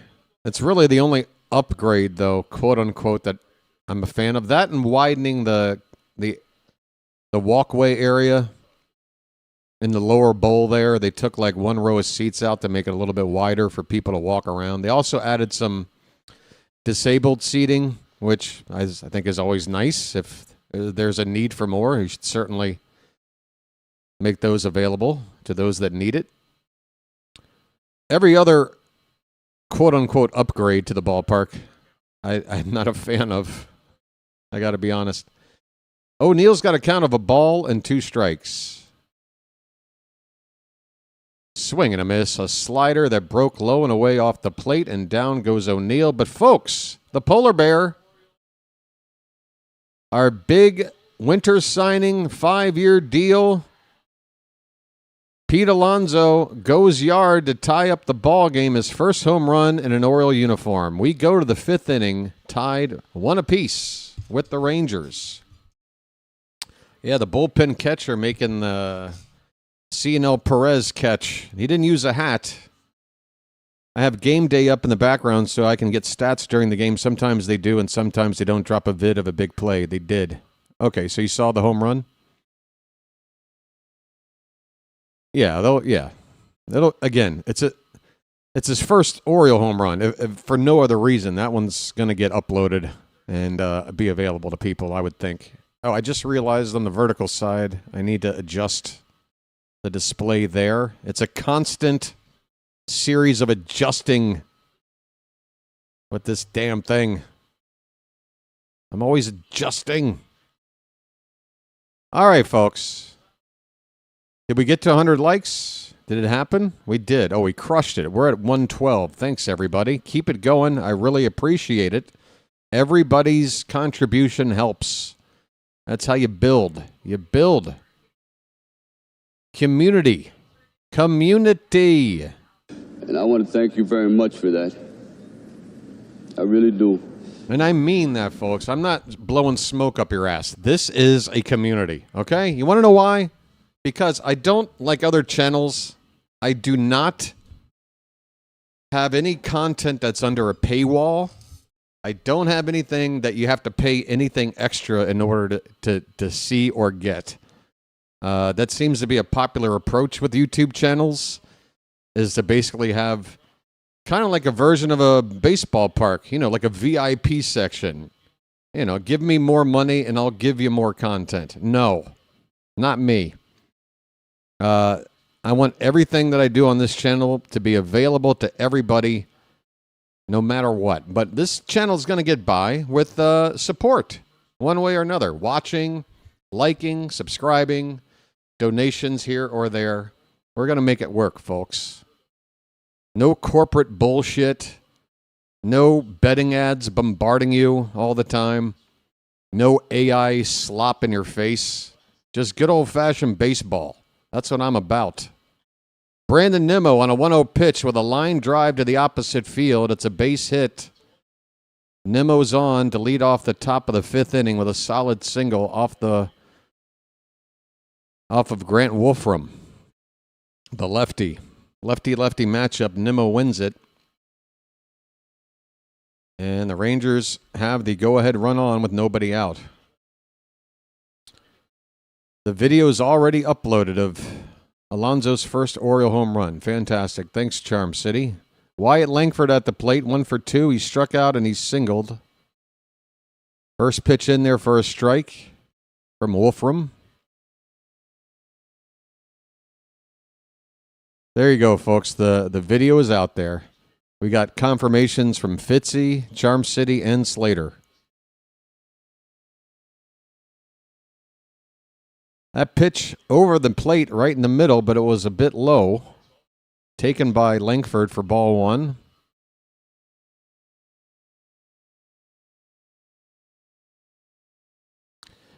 Nimmo does steal bases. And he is taking a bigger and bigger lead right now. He's dancing over there, trying to make Wolfram think about it. And, man, that might have led to this base hit. It's right up the gap. And it's lodged under the wall out there. It's going to turn into a triple. Oh, a terrible result here. A line drive that made its way all the way to the wall out there in right center field. It got lodged under there. It might have made sense for O'Neill to put his arms up and say this ball is stuck. But you can't assume it. If the umpire goes out there and says you could have made a play here, then these runners would have scored anyway. This sucks, folks. The Rangers are back ahead 2-1, and they've got another runner at third and nobody out.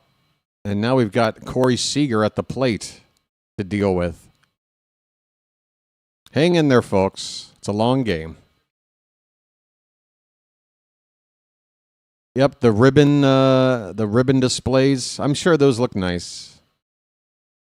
There's a called strike. 1-1 on Seager.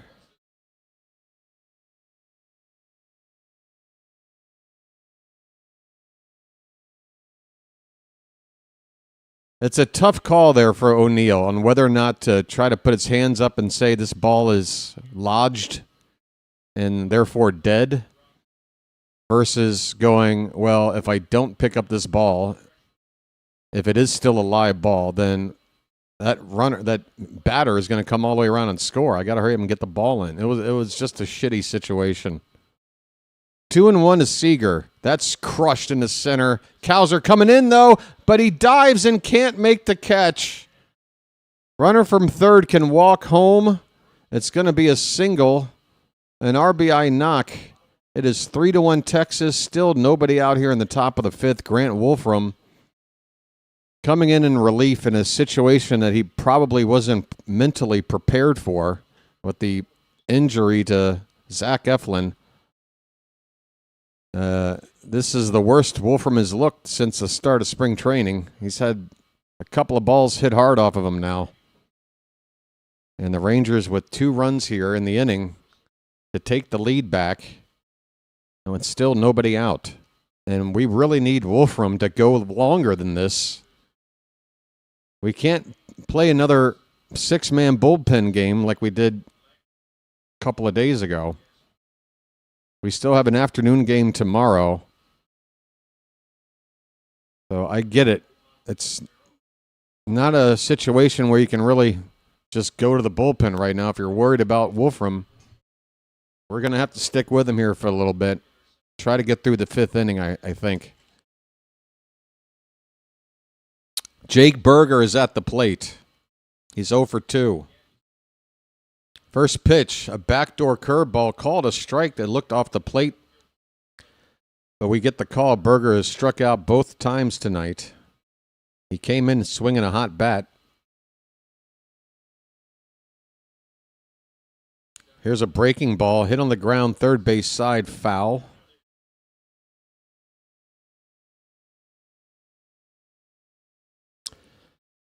Oh and 2 on Berger. Folks, what do you like on your burger? That's what I want to hear from Charm City Chat as we wait for this inning to get its first out. Maybe we need to bring up a topic to take some of the anxiety away. I want everybody to describe for me the perfect hamburger. What's on it? Cheese, no cheese? What kind of bun? What kind of toppings? You want it medium? You want it well done? I want the perfect burger. Let me know. As Berger fouls this curveball away, still 1 ball and 2 strikes. Folks, living out here in Thailand, I have been blessed with access to the beef that comes out of Australia. What do they call that? Wagyu beef? Oh, it's really good. They make very good hamburgers. Oof. Swing and a miss. Berger strikes out. Down he goes. Okay, we've got our first one in. Matt Bacon. Absolutely. Folks, if you're going to build a burger, build a burger. How do you leave bacon off? You can't. If you have an opportunity to add bacon, you do. Here's Jock Peterson, 1 out, runner at first. He shows bunt for some reason, and a slider is in there, middle of the plate for a called strike. I guess Peterson saw how the infield was lined up, and there was probably a giant open space that he was trying to get the Oriole defense to think about. 0-1 the count. I don't think he's going to try to bunt again. That pitch just a bit outside. 1-1 on Jock. So we have sesame seed bun, pepper jack cheese, ketchup, and mayo. Okay. I'm digging it. Just a plain burger with ketchup. Well done. You like it charred and only ketchup. Do you have a bun? Luke just says ketchup. Franklin, cheese, ketchup, mustard, bread, and butter. Oh, you like the bread and butter pickles. See, I like those long, like, dill slice pickles. You don't normally get them on a burger, but damn, they're good. 2-1 on Jock. Swing and a miss. A sinker up and in. At 95, it's 2-2. Michael. Bacon cheese to start. That's a good start, Michael. Some kind of sauce for flavor. Sauteed onions, mushrooms, lettuce. Yeah, guys, sauteed onions, grilled onions. Way better than raw onions on a burger. You can't even, it's not even close. Swing and a miss. Peterson strikes out.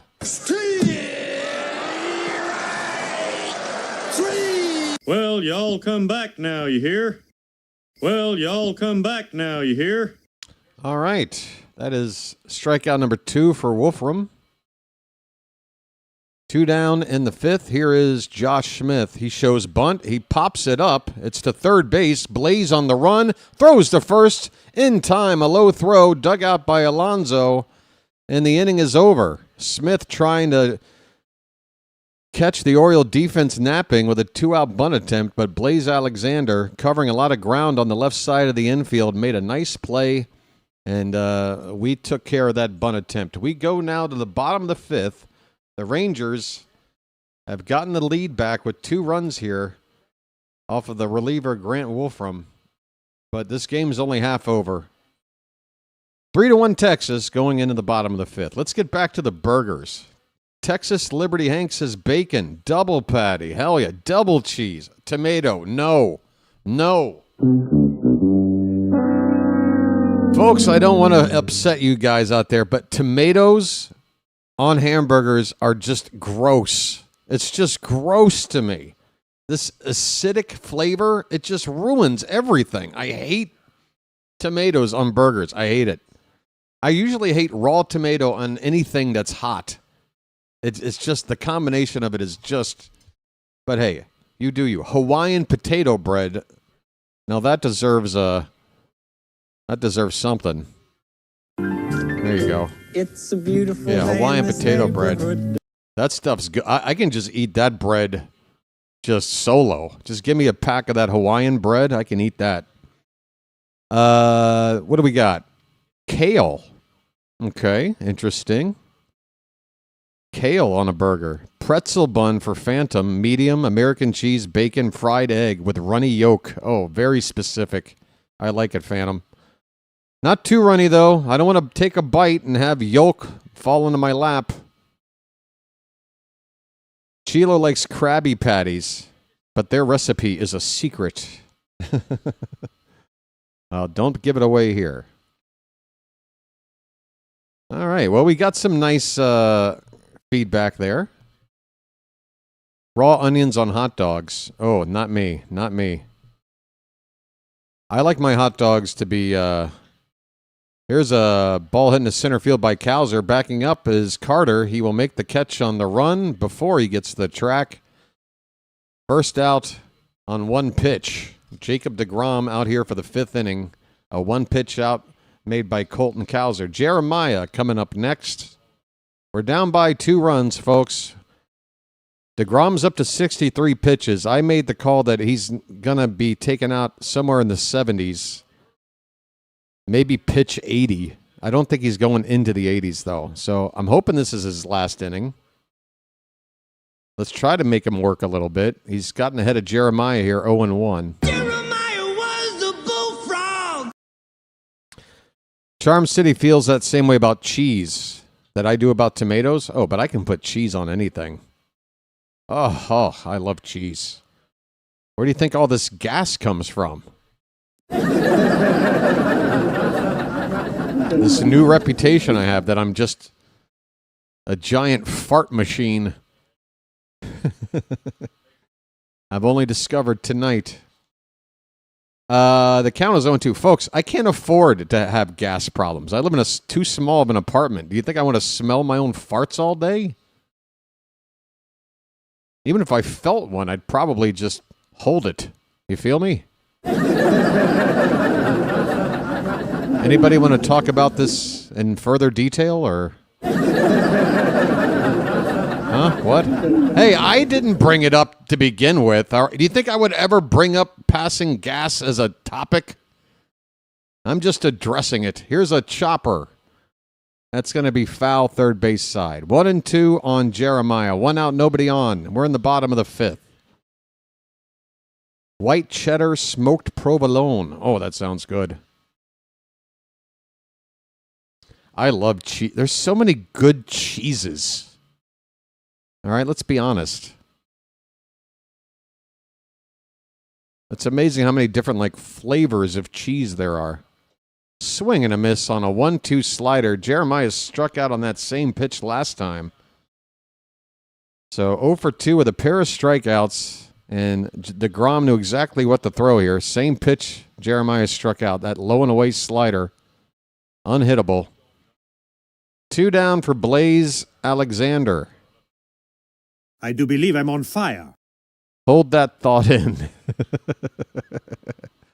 Hold it in. Hey, that's something we all have been there. I don't want to hear your anecdotes, but come on, folks. We've all have had to hold one in probably 100 times in our lifetime, right? Certain situations, you're on a date. Maybe you're at church and you just don't want to cut one. If I'm in a movie theater, though, I'll just let it fly. I'm in the dark. What are you going to do about it? 1-1 pitch to Blaze, right center field. That's a base hit for Alexander. Blaze, lift that average up. He's off to a nice start. A 2-out knock will bring the tying run to the plate in the form of Taylor Ward. Taylor? Am I squeezing too much out of the conversation? Phantom wants everybody to be aware that when he's talking about American cheese, not Kraft singles. That is Bush League. Taylor Ward has a hit tonight. He's also struck out. First pitch to him is a fastball, outside edge for strike one. Oh, look at that arm sleeve tattoo on the ump. How you doing, tough guy? Blaze is at first base, 2 down. The 0-1 to Ward, way outside. And we're now in the mid-70s for DeGrom on pitch count. Again, this is his first start. And there is somebody up in the Rangers pen. I think this is going to be it for DeGrom, the 5th inning. A low and away slider again. This one was reachable. Ward fouls it away, though. That's all he could do with it. 1 ball, 2 strikes. Yenier Cano is up for us in our bullpen. He's not actively throwing, but he's stirring around up there. 1-2. Hit on the ground toward third. Oh, a diving... Oh, no, it's the shortstop who makes the play. They throw to second to try to get the force, but Blaze gets in there safely. They're going to have to look at this a second time, I'm sure. A force play. The ball just needs to beat the runner there. I'm a little surprised we haven't seen a replay yet. Here we go. No indication they want a challenge, so I guess Blaze is safe all the way. Seager with the throw after backhanding it in the hole. And yeah, Blaze did make it. Blaze did make it. An infield hit, folks. Ward's second hit of the game. His first 2-hit game as an Oriole. And here comes Gunnar. The tying runs are on. There's 2 down. Folks, let's go.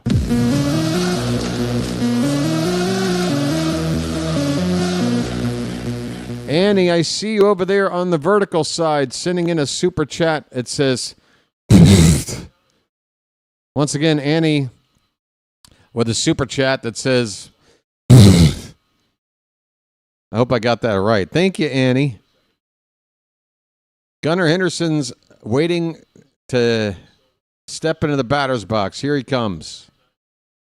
Man, he's had a lot of RBI opportunity go by the wayside early in the season. Here comes another one. It's a big spot to produce. Let's go. First pitch taken low for ball 1.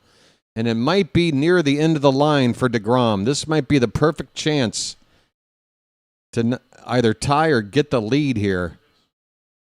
We got the right hitter up, and the pitcher, I think, is running out of gas. The 1-0 pitch. Hit on the ground, but foul. Thank God. Will be handled by Bourgeois, the first base coach. He tosses it into the crowd for a souvenir. Folks!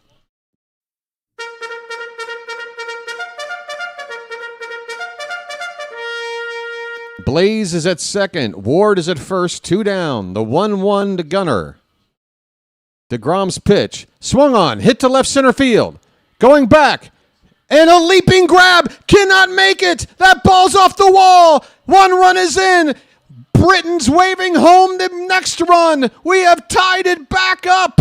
A 2-out, 2-run double from Gunnar. It's 3-3. Folks.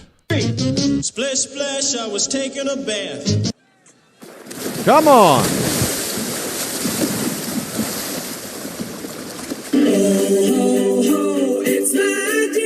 Did I call it? Scott, I'd say I called it too. I said it was the perfect situation. The pitcher's running out of gas. We got our best hitter up. This is a time for Gunnar to come through, and he did. On a magic carpet ride. On a magic carpet ride. You believe in magic. The Ward and Alexander score on a 2-out double by Gunnar here in the bottom of the 5th. That will chase Jacob DeGrom. He cannot win. Not only is the game tied, but he doesn't make it through 5 innings. He does not make it through 5 innings.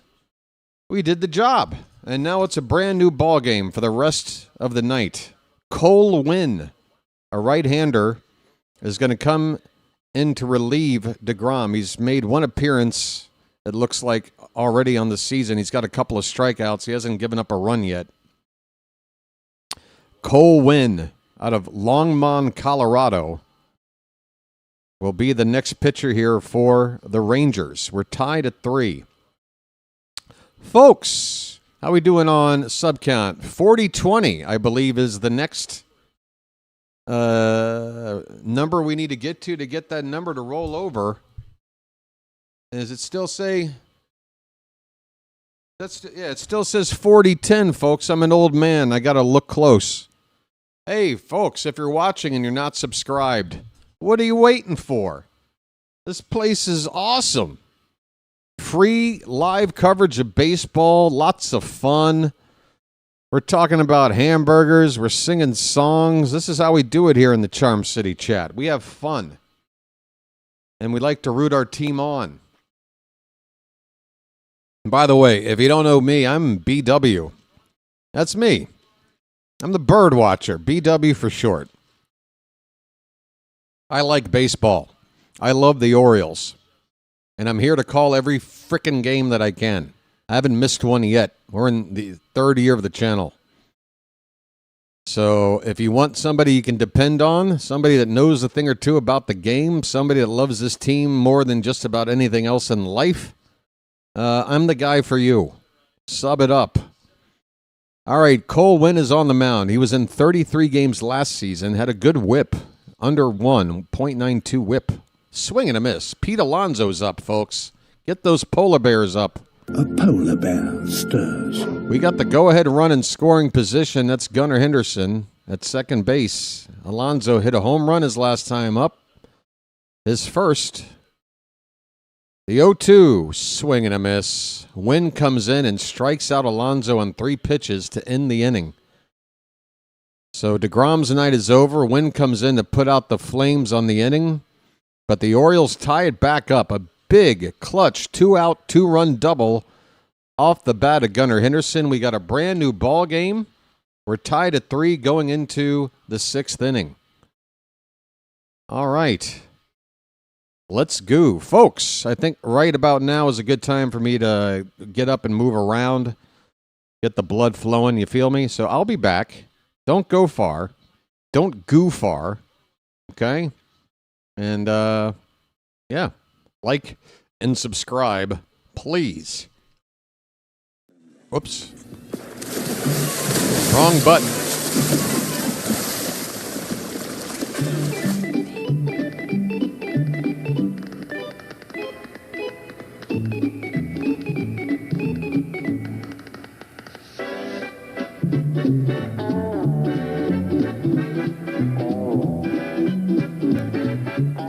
He met a strange friend in the Chesapeake Bay when Monday the Monster... Bacon! Bacon! Where's the bacon? I smell bacon! Bacon! Bacon! Gotta be bacon! Only one thing smells like bacon! That's bacon! Bacon, bacon, bacon, bacon! There! From that bag! What's it say? I can't read! Please, please, give me what's in the bag! Chewy, yummy, smoky bacon! There you go. Oh boy, oh boy, oh boy! No, no, no, no, no, no! It's bacon! No, it's Bacon Strips, brand dog snack from Purina. Bacon Strips. Dogs don't know it's not bacon. It's bacon! All right, it's bacon.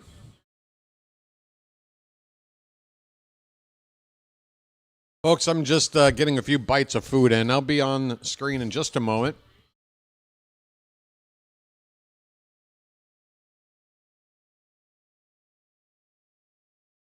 Just going to do my best to call this game for a few pitches.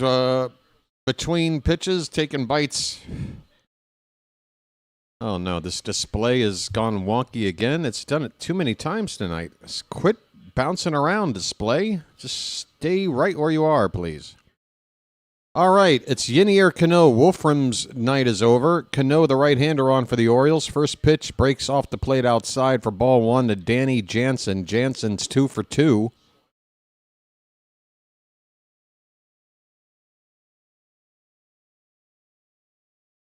One-0 from Cano. That breaks outside, 2-0. A slider.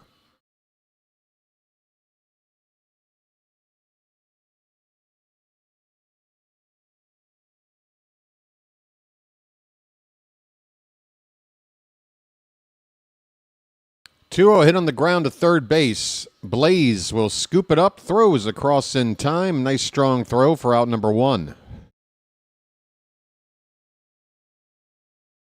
We are tied at 3, folks. Oh my God, I just adjusted this and now it just bounced itself back the other way. Come on, man. Just stay in a position, why don't you? You're killing me, Smalls. I'm trying to eat some breakfast. I got to keep adjusting this damn thing. All right, here's Evan Carter. First pitch is up and away, a fastball at 94 from Cano.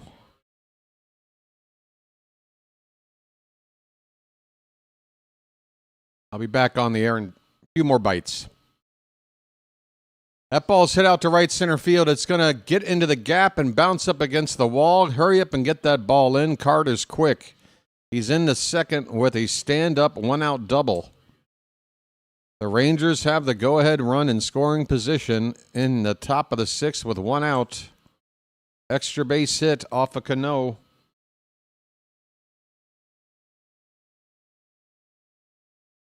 Here comes Ezekiel Duran. He's got an extra base hit tonight. He hit that home run off of Zach Eflin back in the third inning. Hit into a fielder's choice in the fourth. He's 1 for 2.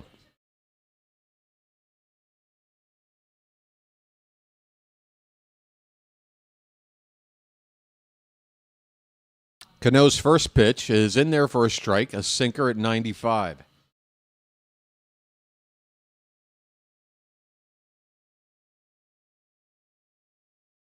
There's a shot of Leody Taveras in the Oriole dugout. They're probably talking about his time with the Rangers. Here's a ground ball to shortstop. Gunnar should have an easy play. He will get the runner. Runner at second broke. Normally a ball hit to the left side. You want to stay at second, but the base runner, Carter, with a good jump, was able to scamper up to third base on this ground ball. I mean, Gunnar might have had a play at third, but I think he made the right move with 2 down now. The runner at third base. Let's just get this guy and get out of the inning. This guy being Brandon Nimmo, 1 for 3. First pitch. That's a line drive. Oh, it's just out of reach in a center field, and the Rangers have the lead back on a 2-out single. Sort of a flare line drive just out of reach of Gunnar Henderson's glove. Cano has a look of disbelief on his face. We are behind once again. It's 4-3 Texas. The vertical chat requests to know what's for breakfast. What is this? It is a Thai dish. It is spicy. Probably too spicy for this time of day. Ground ball to short. Gunnar is going to need to get this out. Okay, a force play to second. That will end the inning. We're going to need to do it at least one more time. We go to the bottom of the sixth. The Rangers are ahead 4-3. Oh my God, you guys are still talking breakfast. So what was it? What's for breakfast? Okay, so for me, yeah, I think I ripped off the thing. This is like a microwaved meal from a 7-Eleven, and it's still delicious. Comes in at about $2, but I think this is a Penang curry. It's got all kinds of vegetables and spicy things and quality rice, good quality rice. For some reason, they figured out how to make rice taste good in a like pre-made meal that's like refrigerated and you heat up in the microwave for just like 25 seconds. That's what these are. These aren't like frozen meals. These are like daily delivered to the 7-Eleven meals that you just heat up in the microwave for a few seconds. The rice is really good. Better than some restaurants around here, and that's saying something. Oh, I could be back on camera at this point. I could. Here we go. How you doing, folks? By the way, we're at the time of day now where the sun is coming up on my side. It's about 20 minutes after 7 a.m. So you've got this circle of light shining from this direction, which is the studio light, but then it's battling the sun coming in this direction, which is why my hand looks pink over here. You see the difference in hands? Pink hand. Oh, look, the color changed. Just doing this is manipulating the effects of the lighting. So there you go. It's just a weird time of day. Sometimes I'm pink, sometimes I'm not. Just like the ladies of Baltimore, folks. All right, Adley Rutschman will lead it off in the bottom of the sixth, and first pitch is a strike. Wynn is still on the mound. I don't cook. I don't need to cook. The food out here is so cheap. If I would buy the stuff I needed, most of it would go bad before I could even cook it for one person. And it's just as cheap to just have somebody else cook it. And, you know, in Thailand, about 1 out of every 3 people is a cook or a chef. And everybody just kind of eats food from vendors within their own neighborhood. It's a great thing. It's nice. I really enjoy my meals out here. 2-1 on Adley Rutschman. Leading off the bottom of the sixth. We're down 1 run. That pitch is inside. Okay, we got a 3-1 count, folks.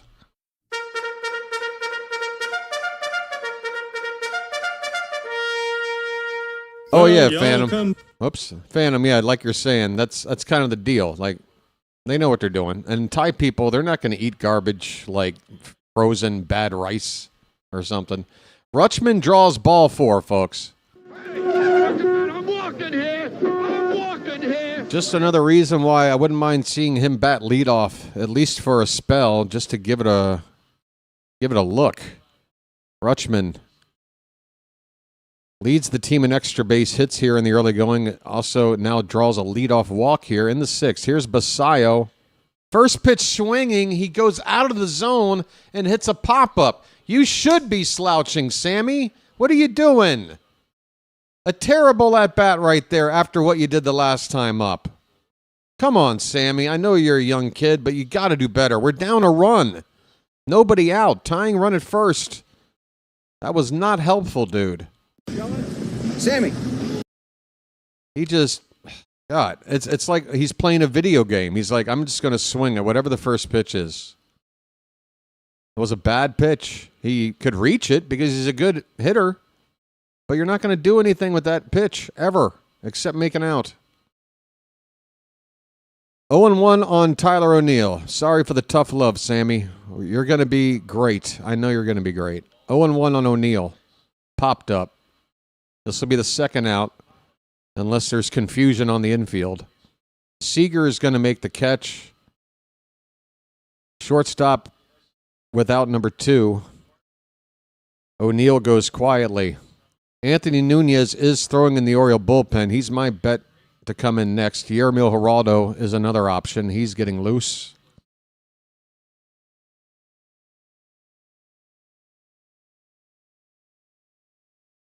Colton Cowser, folks. 0 for 2 tonight. We could use some cows in the chat. First pitch is inside. Splitter from Wynn. Cowser has hit the ball hard twice tonight. A couple of lineouts. He needs a little bit of luck. With a little bit of luck. With a little bit of luck. That's a swing and a miss. Pitch on the outer part of the plate. It's 1-1 on Cowser. Tying run at first base, 2 down for the Orioles in the bottom of the 6th. Rangers 4, Orioles 3. Pitch. Chopper to big bounce to short. Seager casually with a toss to second for the force, as the base runner was right on top of the play there, but the Rangers get the third out on a force play at second. The inning is over. 6 innings now played here. The Orioles, with 3 innings to go, are down 1 run. Hang in there, folks. And let's go on a sub run and a like run. What do you say? Hey, Annie, yes, 4,000. 4,000 subs tonight. But for some reason, as soon as we got there, things kind of slowed down. I say let's keep going. Baltimore, you are seeing history being made today. Oh, thank you, Annie. Annie's just gifted a random Magic membership to a lucky watcher out there. It's Michael P. Irish. There you go, Michael. And I want to thank you very much for that. I really do. Hey, there's my buddy David in France. Hey, folks, we're only 11 likes away from 150. Yet another nice round number to try to get to. Just to know what you're up against here on the channel, we've been hitting 200 likes these first few games, more than not. So we got a ways to go to get to 200, but we can do it. We can do it. We're 2/3 of the way in the game, and we're 2/3 of the way to 200. Math works out for me, so help me out, folks. Help everybody out here that cares about the channel, the Charm City chat, and hit that thumbs up. I appreciate it. We got a commercial right now. No ads from me, just trying to promote the channel. That's all that really matters. Scotty Boy is over on the vertical side, and he has sent a super chat. He says, BW visiting before my Yanks take on the Mariners. That's right. The Yankees are out west. The Mariners walked them off last night, I believe, right? I think Phantom put up a walk-off home run. Was it a walk-off homer or just a walk-off hit by, I think, Cal Raleigh? The Mariners winning, Yankees dropping their first game last night. By the way, folks, if you felt bad about the Orioles losing last night, it will please you to know that the Red Sox, the Yankees, and the Blue Jays all lost as well. It's early. Everybody that we're worried about competing with in this division, we all had the same result. So just put that one behind you. We're down a run here. Let's try to get at them. Yermíl Geraldo is on now for the Orioles. First pitch is a ball to Seager, and the next one misses outside. Geraldo, not a good outing his last appearance. He walked the bases loaded, and he's fallen behind Seager here 2-0. I thought we were going to go to Anthony Nunez. It's a 1-run ball game, and Geraldo, for me, after that last outing, I don't want him in a high leverage spot, which run one game late is. 3-0 pitch is ball 4. It's not close. This was a bad decision. This is a bad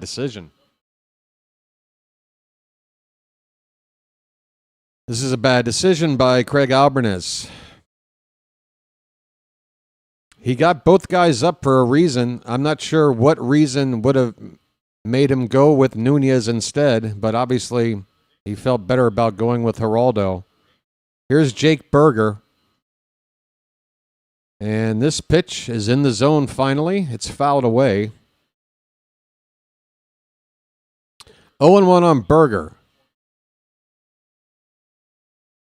Again, an all-or-nothing guy. 18 of his 20 plate appearances have resulted in a hit or a strikeout.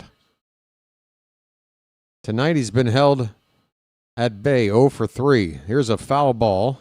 Left side, it's 0-2. We're in the top of the 7th inning, folks. The Rangers have either been ahead or at worst we've tied them. We've tied them twice. But they're back ahead again. It's 4-3 Texas in the 7th. 0-2 pitch is a splitter low. 1-2 the count on Burger. Thanks everybody for letting me know about your favorite burgers. It was a walk-off, just regular, good old-fashioned hit. Either way, the Yankees got walked off, and we love that, don't we, folks? No offense to any Yankee fans here with us right now. Like Scotty Boy. The count is 2-2 on Geraldo now. On Geraldo. On Burger. The 2-2. Fouled away.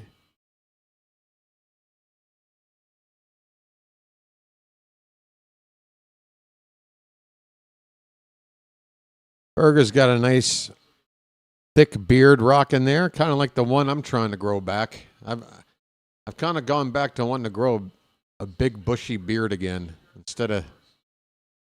Here's a line drive to left. That ball's going to drop in. Jake Burger gets on base first time tonight with a not very hard hit ball out to left. But we are in trouble, folks. Geraldo's given up 2 base runners to begin his outing tonight. Why didn't we go to Nunez? I mean, Burger didn't hit this ball hard, but the pitch was not in a very good spot.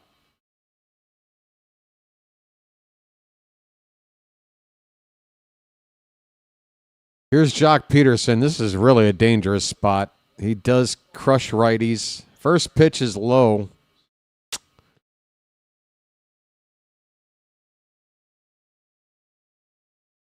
I just don't know why a 1-run lead. You bring this guy in this spot. I mean, it's the 3, 4, 5 hitters in the lineup too. You couldn't wait till like the bottom of the order to bring him in, if anything. There's a called strike on the outside edge. It's 1-1 on Jock.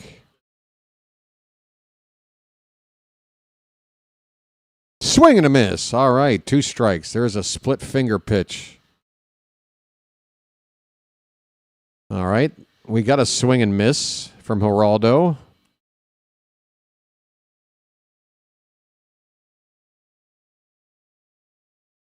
The 1-2. That one is poked out to left. Backing up as Ward. Still backing up. Hurry up and turn around. Get that ball back in there. Seager at second base. No designs on tagging up. He's not a very fast base runner. But if he was a smart one, he would have seen Ward was still momentum taking him away from the infield. Probably could have gotten a third with only 1 out, the way I saw it. So happy about that. Get the first out with the runners at first and second not advancing. Here is Josh Smith, 0 for 3. That one bounces in there for ball 1. I mean, can we get ahead of one guy? Can we get ahead of one guy? Geraldo with a layer of sweat out there.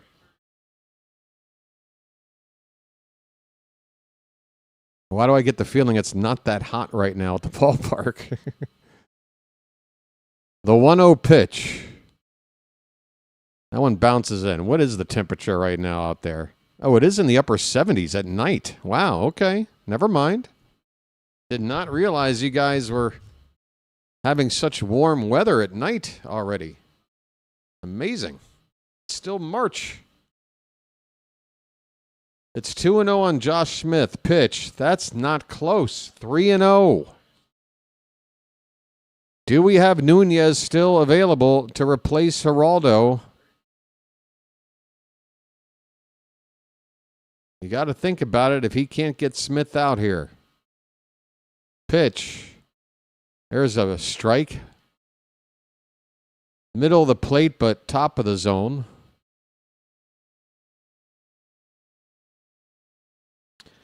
Yeah, Kittredge, Rock Kabatko reported that yesterday. Kittredge, yeah, we talked about it pregame yesterday. Kittredge is going to be coming back in about a week or so. Here is a fly ball out to right center field. Cowser is going to be the one to take this, and Seager will tag on this fly ball and get up to third base, but now there's 2 down. So Geraldo with a rough start to the inning, but he has a chance to get out of this. 2 outs, runners at the corners. for Danny Jansen.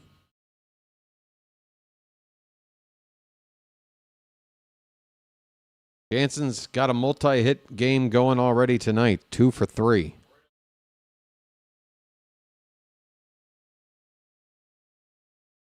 Activity in the bullpen for the Rangers. Jacob Junis, right-hander, is up. This will be the 20th pitch of the inning from Geraldo. First pitch to Jansen. It bounces in there for ball one. A slider, bad out of the hand. Nothing for Jansen offer at there.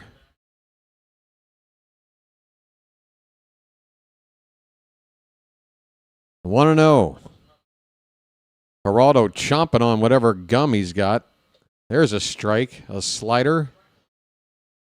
That one started higher and still not a great location on that pitch, but at least it's in the zone and Jansen didn't offer. 1 ball, 1 strike. The pitch. Fly ball to left field and deep. Left center field toward the bird bath. That ball is gone.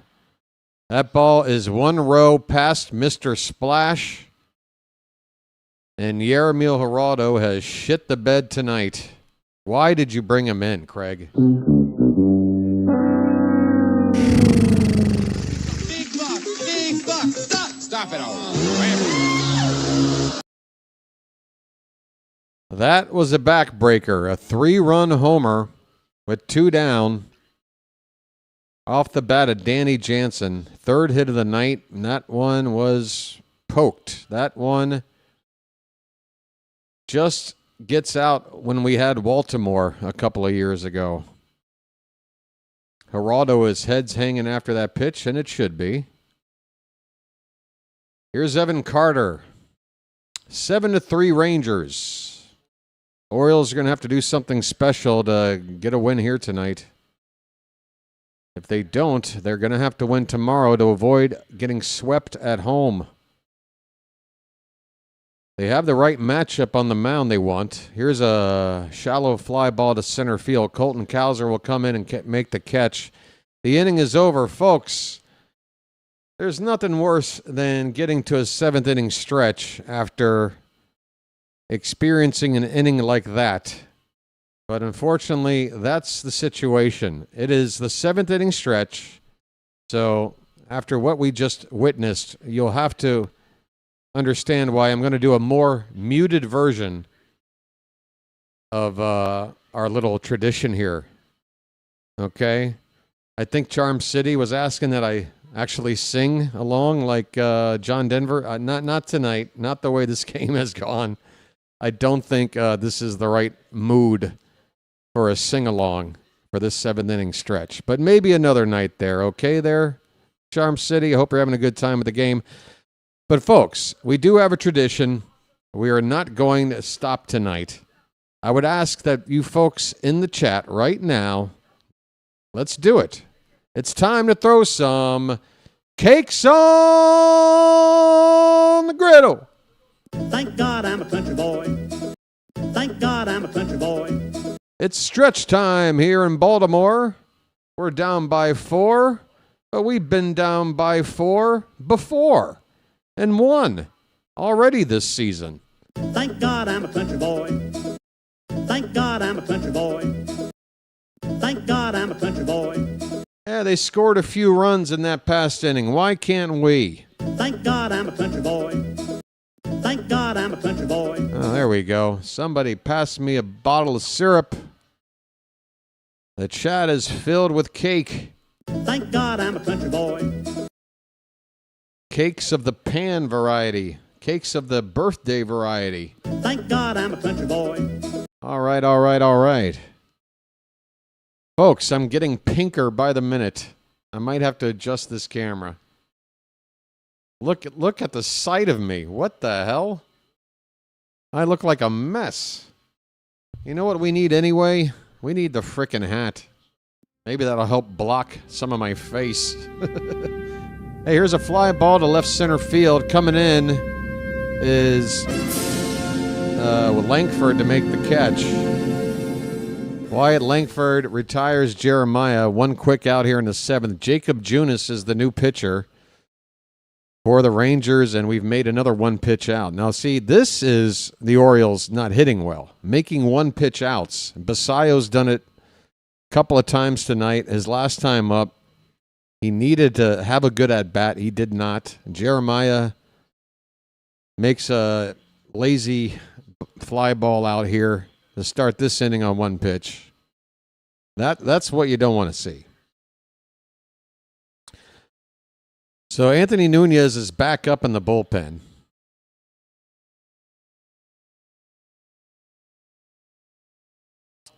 It's now a 4-run deficit for Baltimore. Blaze Alexander at the plate is 1 for 2 tonight.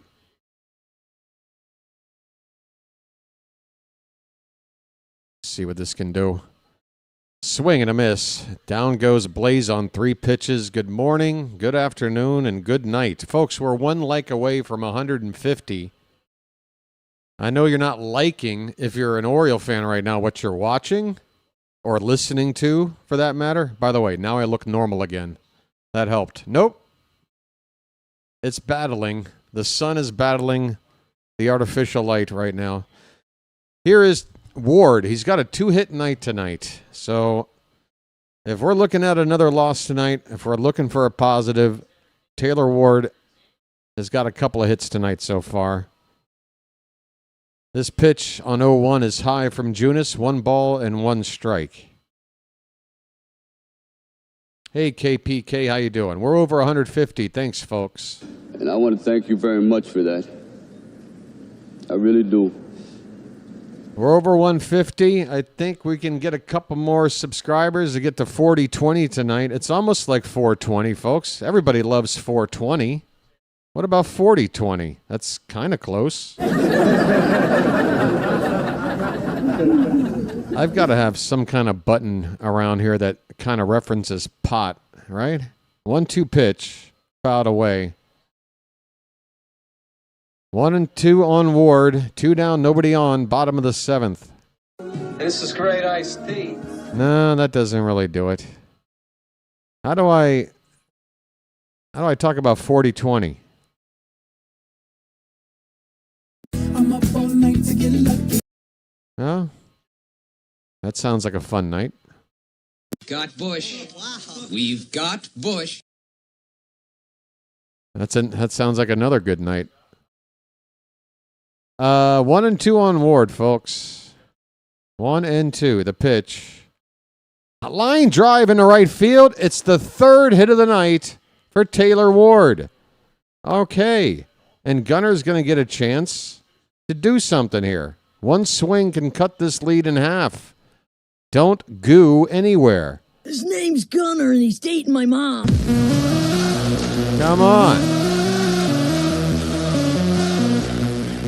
Don't goo anywhere. It's time for Gunner to get on a roll.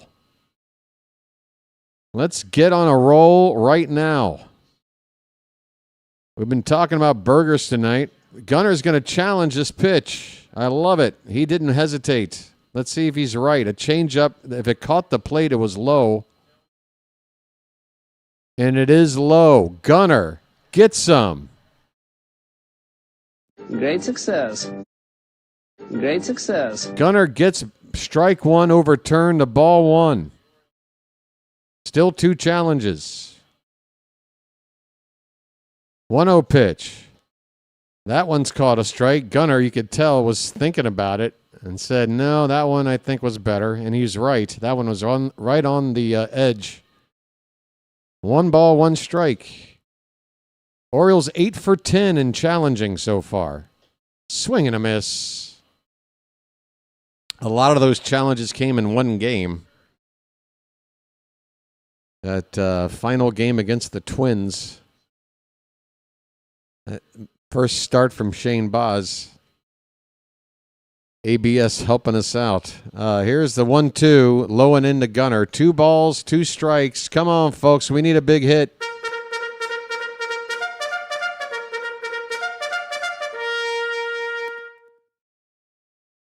Ward is at first. 2-2 pitch.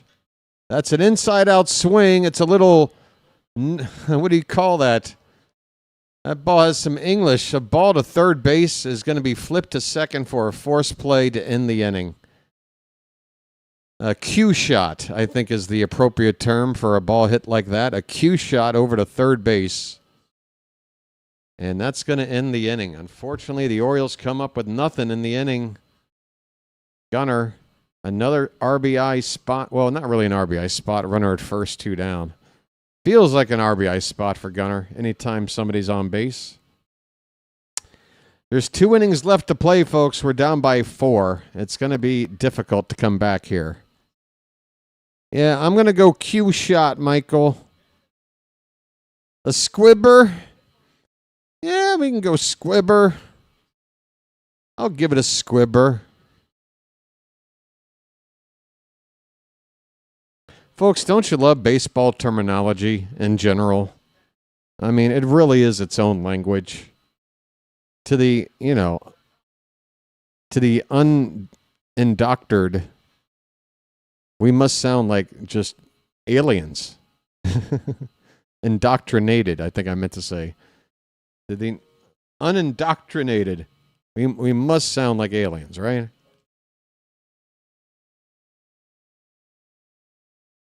Folks, a reminder that the final game of this series is tomorrow early afternoon, okay? 12:20, I think it is. 12:20, we're going to be on the air. 12:35, first pitch. So very early getaway game tomorrow, and then an off day on Thursday. So come on back. It's your first chance to play hooky at work in the regular season 2026. I'm sure everybody gave you a pass for opening day to take off late afternoon, but now we're asking for you to leave work at lunch and follow the BirdWatcher and the rest of us. Let's go. All right. Anthony Nunez is on the mound now. A little bit late.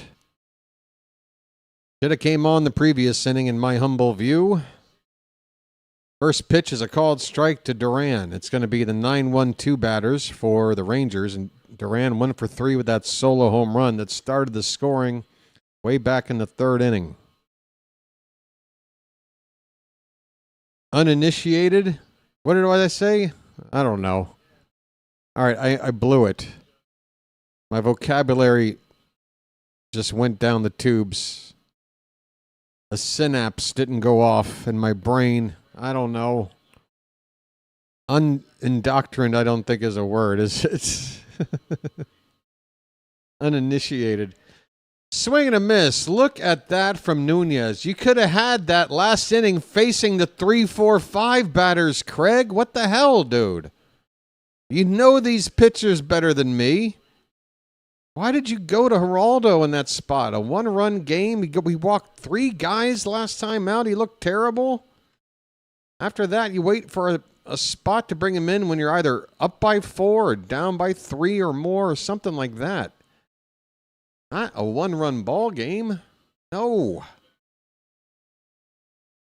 Oh, I never forget the Baltimore chop. I actually have to stop myself from using that term too much because of the connection to our city. But dying quail, that's one that I like, but I've never used. I feel like if I use that, I feel like I'm. I need to tell you guys something.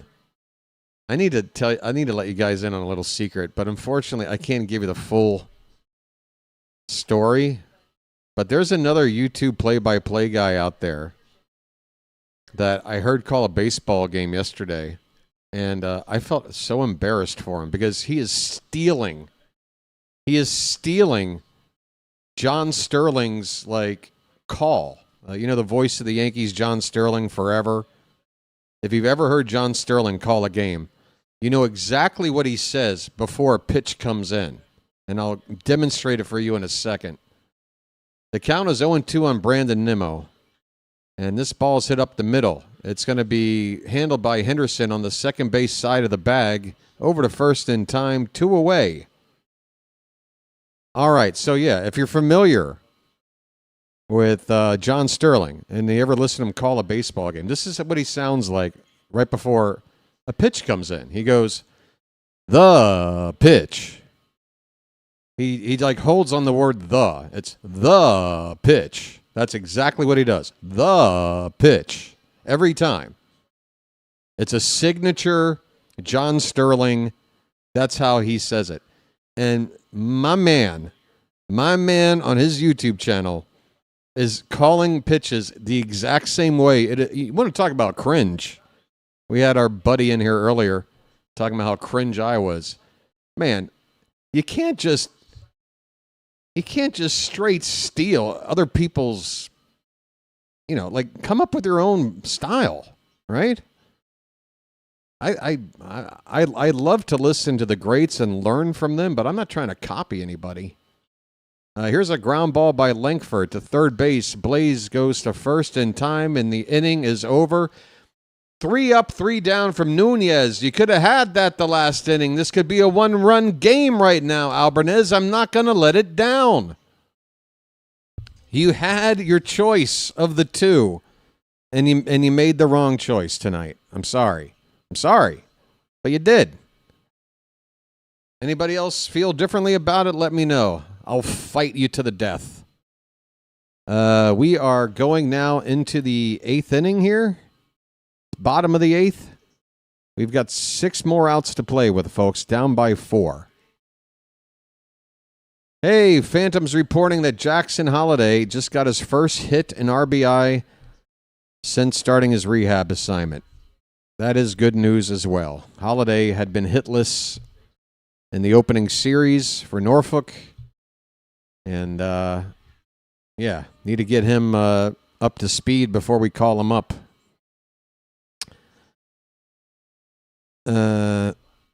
Gamecast kind of gets buried in YouTube. What do you mean there, KPK? We can't expect to win any games giving up 7 runs. No. And, again, I'm saying don't expect to win tonight. Down this much this late. It would take a lot. But never say never, right? I mean, if we're down by... I'd say if we're down by just 1 more run, I'm probably way more like saying it's over. But there's something about that 4-run boundary, that bases loaded, 1 swing, tie the game. That 4-run boundary, I never completely give up down by 4. That's just me. All right, bottom of the 8th inning. Polar Bear, I think, is leading it off here. Whoa, wrong button. The new pitcher is the left-handed Robert Garcia. 71 appearances last season for the Rangers with a 2.95 ERA, a whip of $1.25. And he's going to get a righty, a switch hitter, and a lefty due up here in the inning from the Orioles. See, if this were a closer game, I don't think the Rangers would go to a lefty here with Alonzo leading off, but they've got a cushion here. Alonzo with a 2-hit game tonight, including his first Oriole home run, looks at a fastball up and away for ball 1. A polar bear stirs. Oh, we have an update on Eflin. 1 moment. Swing and a miss, 1-1. Chilo says Eflin exited the game with right elbow. Oh, shit. Shit. Well, Dean Kramer will be on the roster in a few days, not sooner. The count is 1-2 on Alonzo. That's rough news. First start in. Working his way back from back surgery. God damn injuries, man. Thanks for the update, Chilo. Bad news, but I appreciate the information. 1-2 the count on Alonzo. Fouled back behind the plate. Alonzo, that got a piece of him. He's wincing a little bit, but he'll be all right. I'm not laughing. I mean, look, I'm not going to sit here and get on a soapbox, but Somebody's got a major injury. The last thing I'm doing is joking about it. Alonzo, left center. That one's staying in the yard by plenty. The launch angle looked promising, but that's just a routine fly ball to left center, one down in the bottom of the 8th. Again, I'm not trying to pick on you, KPK. I know you don't have any bad intent with a comment like that, but I mean, come on, man.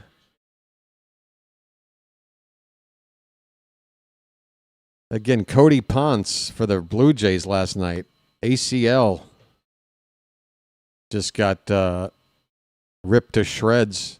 I don't know if you saw the replay, but it was not nice to look at. He hyperextended his knee, and there was a pitch earlier in the game where he just stumbled off the mound, and at that point of the game, earlier it happened, he just kind of got up and smiled about it, waved it off as an oopsie, but it looked like, in hindsight, that maybe Cody Ponce was dealing with something.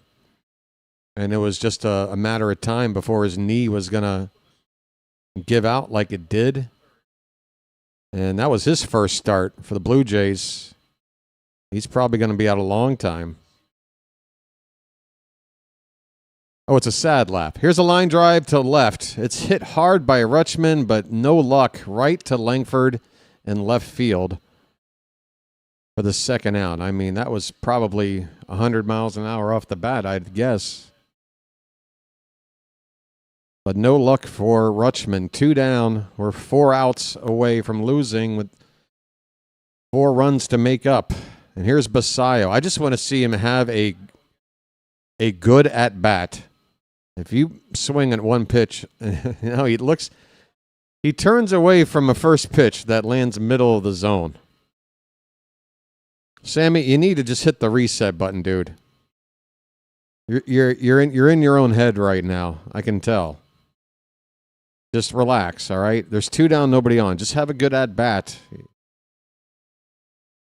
That's a good hard swing on a pitch right down the heart of the plate, a fastball, but he could only get a foul ball out of that one. It's 0-2 on Sammy.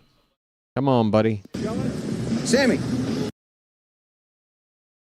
You're still at the plate. You can do whatever you want. What do you want to do? High target from the catcher. And Garcia did not hit the target, but he did get Basayo to foul it away. Still 0-2 ball. Man, look at the shift on here for Sammy. Heavy shift, as heavy as a shift as you're allowed to give on the infield. That one is fouled away. 1-2, the count still on Basayo. At least he's, again, this is a better at-bat already. Swing and a miss. Down he goes.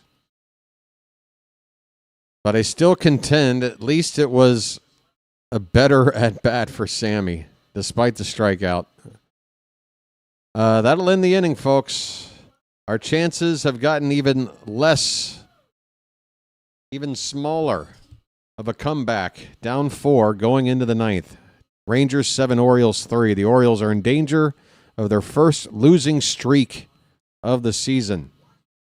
And again, got to win tomorrow to avoid a sweep at home in a series. You don't want that. No, you don't. But, folks, the good news tomorrow is the pitching matchup. If you're not aware, it's going to be Trevor Rogers for us, Kumar Rocker for Texas. Is Kumar Rocker, is he just a piece of cake to take care of? No. I think the Orioles, looking back last year anyway, there were countless times we were matched up against a pitcher that, whatever point of the season we faced him, wasn't really putting up outstanding numbers or kind of a back end of the rotation guy. And we managed to make that pitcher produce their best start of the season against us. We don't want to see that tomorrow. But Rogers, we got on the mound. He threw 7 scoreless on opening day. We're hoping he can shut down the Rangers. And, If this doesn't work out tonight, we need to grab that final game. I don't want to get swept. I'm going to be really pissed off. Way up the bleachers and right center field. The Rangers extend their lead to 8-3. Nunez gets taken deep. So I guess I can't say how much he would have been better than Geraldo now, right? No, Nunez definitely would have been the better option at that part of the game. This is the part of the game you bring in Geraldo.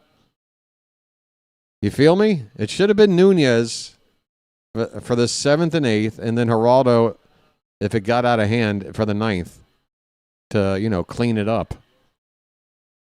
But they went the other way around. Jake Berger is up. He had to hit his last time. This one's popped up. On the left side, the shortstop Gunner in the outfield makes the catch. 1 down.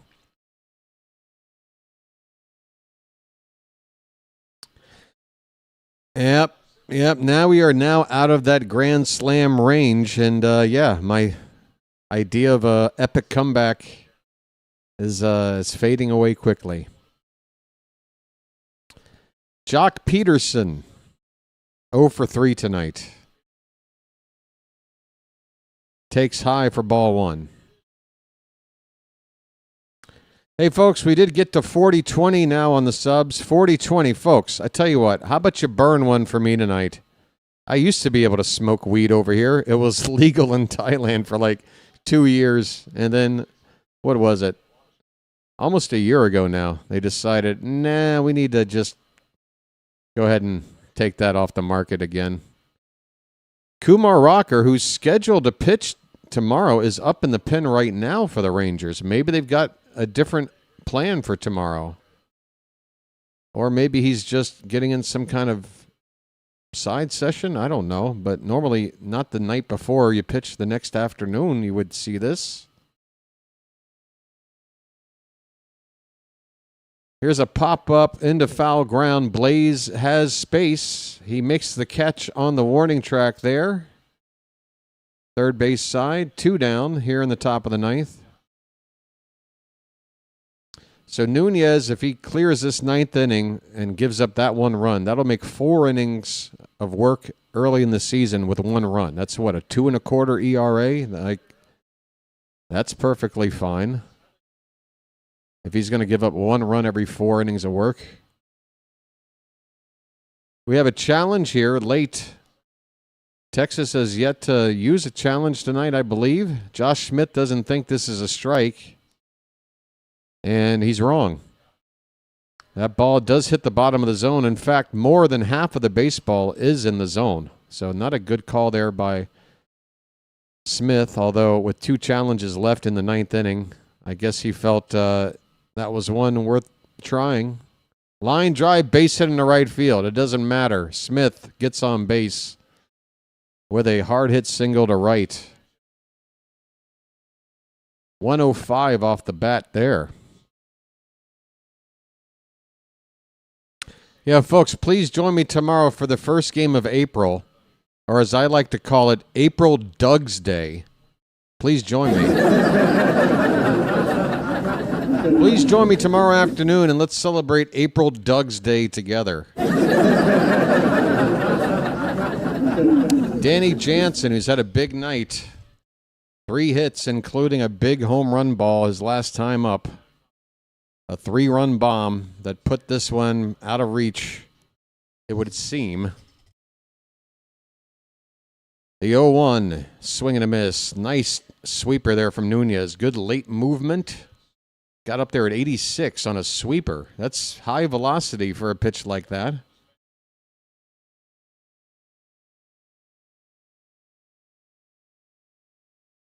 The 0-2. Another one. That one breaks too far outside. 1 ball and 2 strikes.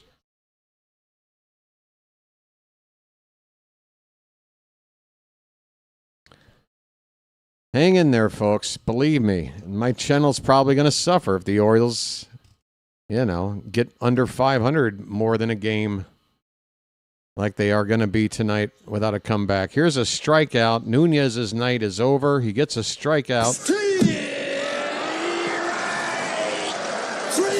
Well, y'all come back now, you hear? Folks, we're going to the bottom of the ninth. 8 runs on 13 hits for the Rangers. 3 runs on 7 hits for the Orioles. In the run department, it's a more than 2-1 advantage. In the hit department, it's just under a 2-1 advantage for Texas. They basically doubled our offense tonight.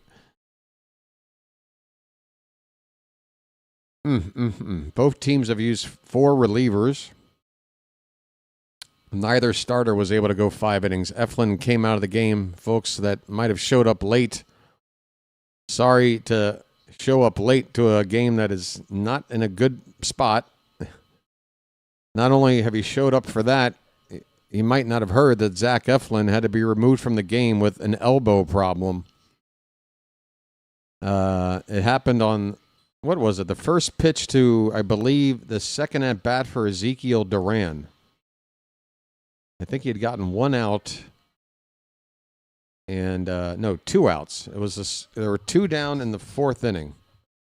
Ezekiel Duran came up to the plate, and the first pitch to him, the trainer came out immediately. I didn't see Eflin do anything, but obviously the trainer did. Maybe Eflin actually winced, and maybe just cried out in pain after that throw. And I didn't see or pick it up, but just bad news for Eflin. Not a fun night here at the ballpark, folks. Chris Martin is going to come in relief for the Rangers. 49 games last season, ERA just under 3. He's been around a while. He's got gray in the beard. He's got gray everywhere. An elder statesman in this Rangers bullpen.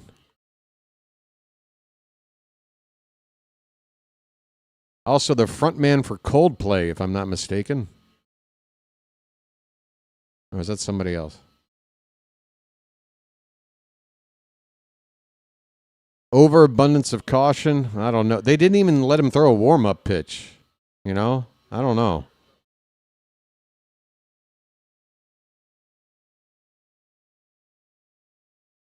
Here's Tyler O'Neill. We're in the bottom of the 9th. We need base runners. I remember Chris Martin blowing a game that we came back last season. I can't remember all the circumstances. Up and into O'Neill, and that got a piece of him. It just grazed O'Neill. First pitch from Martin gives us base runner number 1. It's not a walk, but it's the closest button I have to it. I'm walking here. So he did wince. He did wince in motion to the dugout. So Eflin made it clear that there was a problem. I hate it. Here's Colton Cowser. That's a beauty of a backdoor cutter there.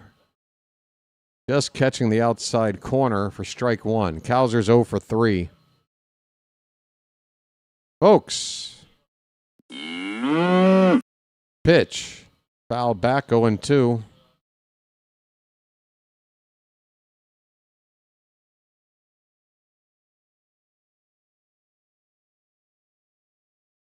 Oh, folks. I know.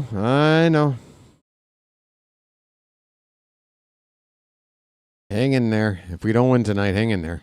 Line drive foul. Still 0-2 on Cowser. We all feel the same way whenever Cowser comes up. We don't need you to hit the ball 450 feet. We just ask you don't strike out. We ask you put the ball in play. Please, pretty please. 0-2 pitch taken outside. Martin is trying to fix me. Oh. Is that like a Coldplay song? Fix You? I don't know. I think what's the one song? What the hell's that one? I've forgotten the name of that song. Here's a little flare. Get down. A flare in the center field. A base hit for Cowser. 2 on. Nobody out. 2 on. Nobody out. Folks, coming back from 5 down in the 9th is basically impossible, but if you're gonna do it, this is how it starts. If you're gonna do it, this is how it starts.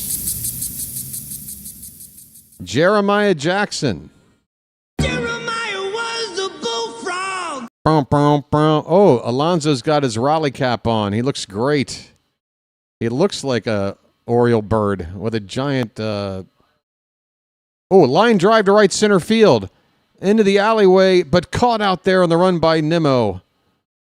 O'Neill is able to tag from second and get to third. There's one down. Jeremiah made good contact, nearly found that gap. Would have been the perfect spot for a hit there and really get us going, but that's the first out of the inning. First and third, one away for Blaze Alexander. All right, well, if we play our cards right, if we can get one more base runner up, we'll see Gunner. We get two more base runners up, and it should be Alonzo as the tying run. That's the situation. We got 2 outs left to play with. Blaze Alexander is the batter. Do I want a lefty in this spot to pinch hit? Do we have an option? Dylan Beavers, maybe? Blaze is off to a nice start, batting .400. Well, we do have a lefty option. Swing and a miss. Blaze went after cutter, top of the zone. It was borderline. Might have been called a strike. Might have been called a ball. 0-1. Shane Boz joins Alonzo in the hat Raleigh cap look. That pitch low and away. Laid off by Blaze. Come on, buddy. I do believe I'm on fire. I do believe I'm on fire. Come on, Blaze. Keep the fire going.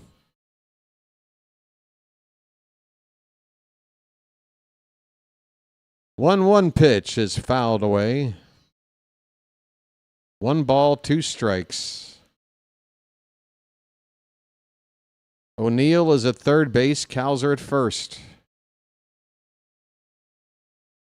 The Orioles are down by 5. They have not scored since the 5th inning when they tied it at 3 apiece.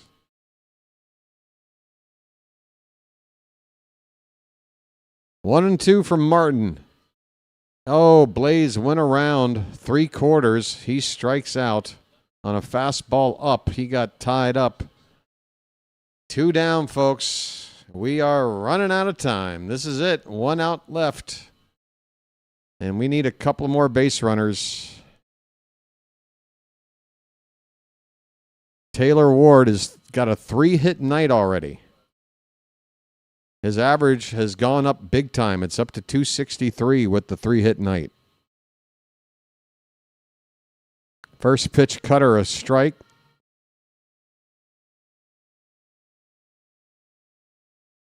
How about a 4-hit night and we just get another run out there? Come on. Keep it going. You got Gunner on deck. 0-1 pitch. Off the plate. 1-1. Cowser took second on that. I think it's going to be indifference. I don't think Cowser is going to get credited for a steal there with this 5-run Ranger lead. But second and third now. No force play at second with that steal or non-steal. Pitch is low. 2-1 from a splitter from Martin.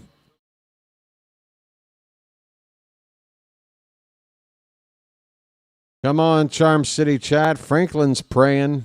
Hang in there. 2-1 the count. The pitch. Right in there for a strike. It might be the best pitch Ward gets. It's 2-2.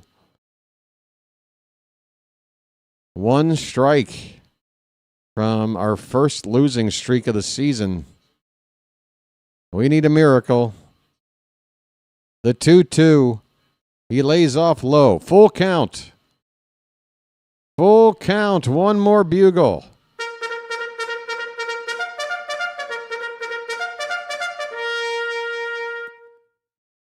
Come on. We don't want the party to end, do we? 2 down, second and third, the 3-2 pitch to Ward. And that ball's into left field. That's going to get down for a base hit. 2 runs are going to come around to score. Into second base is Ward. He's had a hell of a night. It's a 4-hit game, a 2-run double. It's 8-5, folks.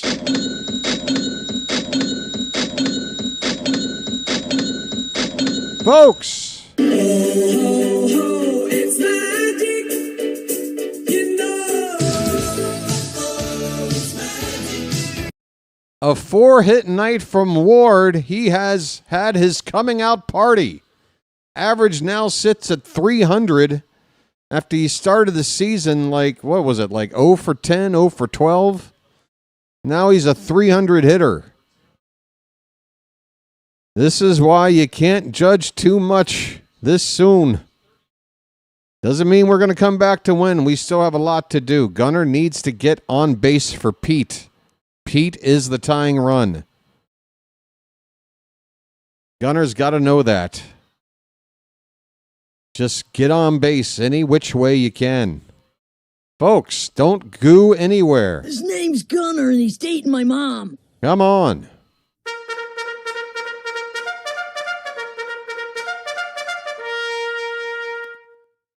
Hang in there, Gunnar.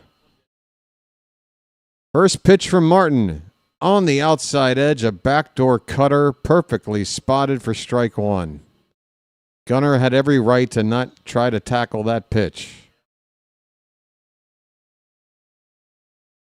Hopefully something a little middle or in for Gunnar. 0-1 pitch. Oh, a ground ball, second base. This is going to do it. Over to first, in time, ball game. The Orioles drop 2 straight games. First time this season. They are under 500. First time this season, a tough loss. Zach Eflin is out of the game early with an elbow injury. The Orioles lose tonight to the Rangers. Final score, Texas 8, Orioles 5. Not fun, folks. Win gets the win for the Rangers. Cano is tacked with the loss for Baltimore. Kind of a tough luck loss for Yenier Cano. That was an inherited runner, I believe, when we brought in Geraldo that came in. So Cano gets charged with the loss when really Geraldo is the one that crapped the bed here tonight. But I feel like Alvarez, this is maybe his first bad game as a manager.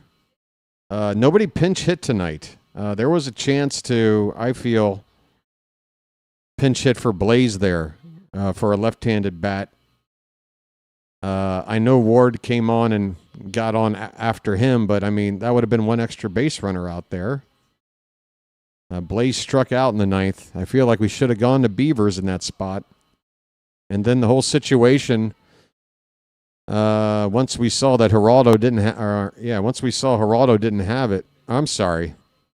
Let me back up. Once we saw Wolfram was struggling and then Cano came in to calm things down, like there was an opportunity for the next pitcher to be Anthony Nunez or Yeremil Geraldo. Both were up getting loose at the same time. Both were available to be the next guy to come into the game. Both wound up getting into the game eventually, but they went to Geraldo first, and that's where Texas really widened this lead to one that we couldn't come back from. Geraldo, in 1 inning of work, gave up 3 earned runs on 2 hits and a walk. His ERA now at 21.6. Wolfram's got a pretty ugly ERA himself after giving up 2 earned runs in an inning and a third. But I give him a little bit of credit. Again, like he came into a situation where, yeah, you get enough time to warm up on the main mound after an injury. But, you know, for a reliever like him, it's not a normal situation. And for bullpen guys, a lot of this stuff is mental.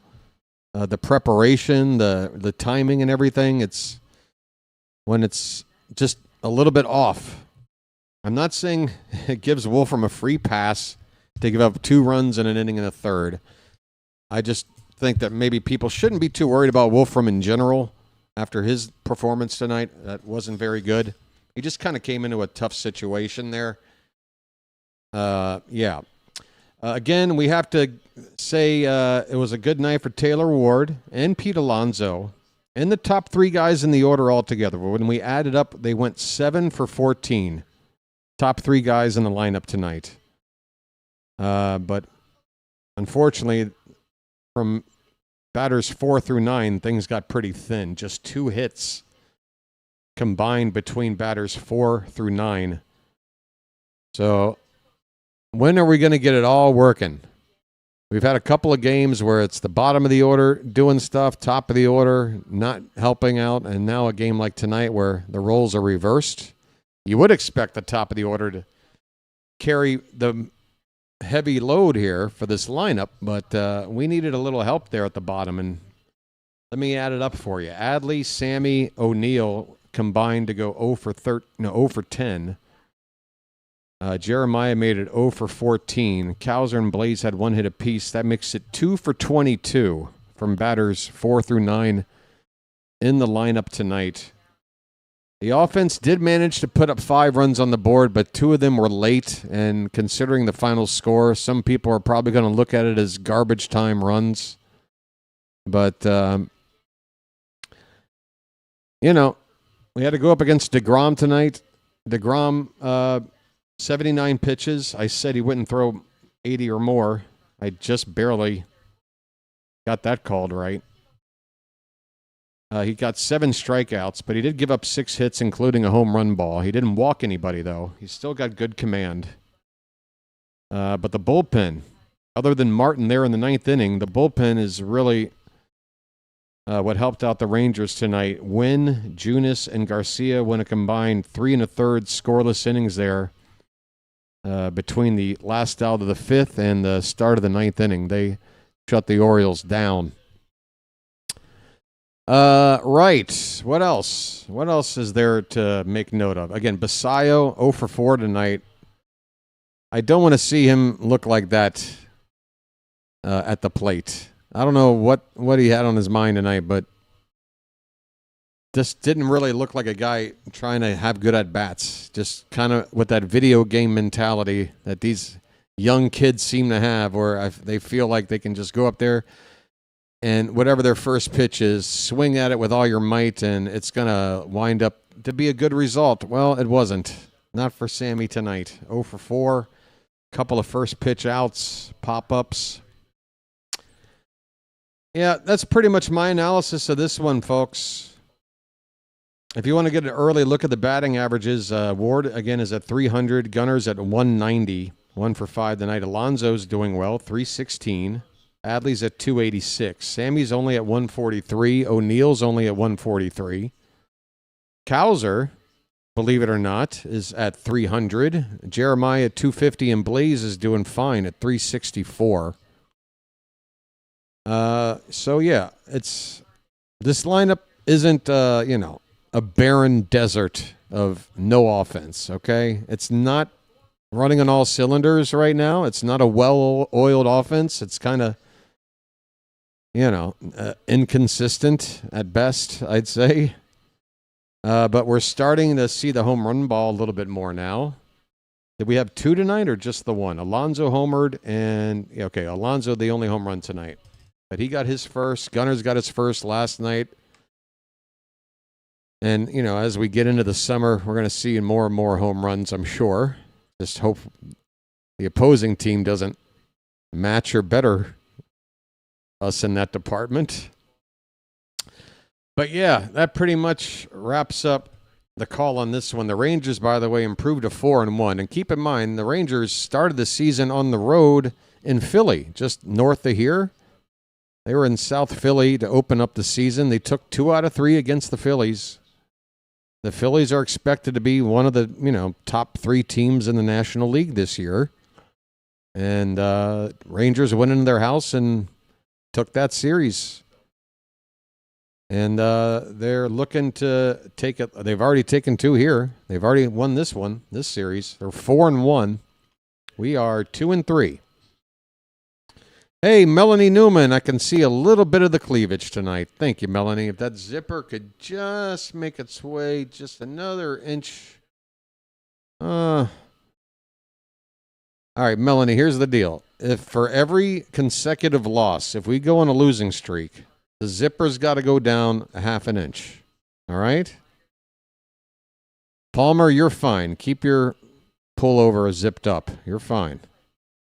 Just don't get it caught in your neck. That looks scary. Careful, Jim. Why does Jim Palmer bother talking to Melanie Newman on a nightly basis? This man knows more about baseball and his pinky finger than Melanie's ever going to know in her life. Why are these two talking like the... I don't get it. Melanie. I got to pick up. Whenever we lose, I gotta take it out on Melanie, folks. What do you want me to do? I'm not a good person. I look for others to take out my frustration on. I'm a terrible, terrible person. Hey, Palmer's growing a legit beard right now. I don't know if anybody's been picking up on this, but that's the most fur I've ever seen on Jim's face. That's about a full week of not shaving there from cakes. What do you say, Melanie? What do you say? A no shave April starting tomorrow?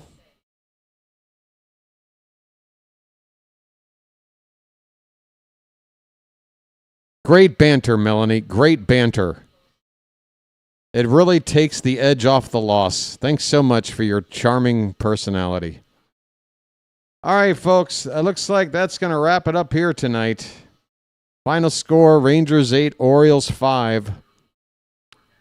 2-game losing streak. Got to snap it tomorrow. The good news is, folks, you go to bed, you wake up, and just like an hour or two, next thing you know, we're already playing the next game.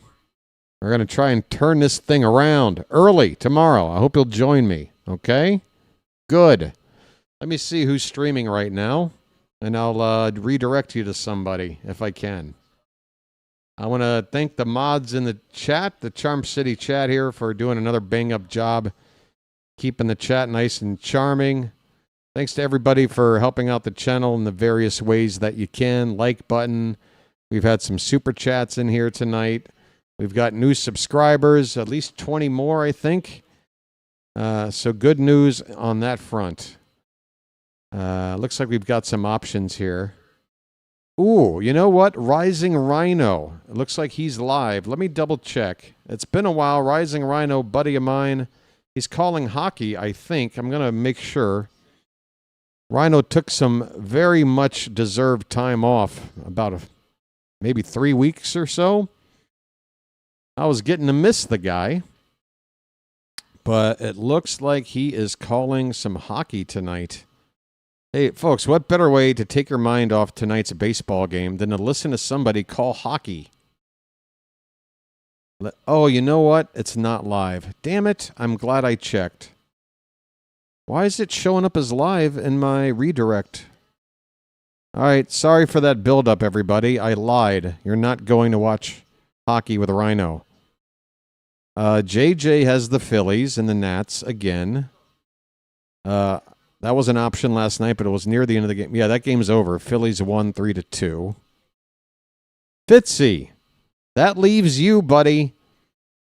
It is the bottom of the 5th inning. The Houston Astros have a 3-1 lead on the Boston Red Sox. Fitzy's a Red Sox fan. Don't hold it against him. Sorry, Charm City chat. Sorry.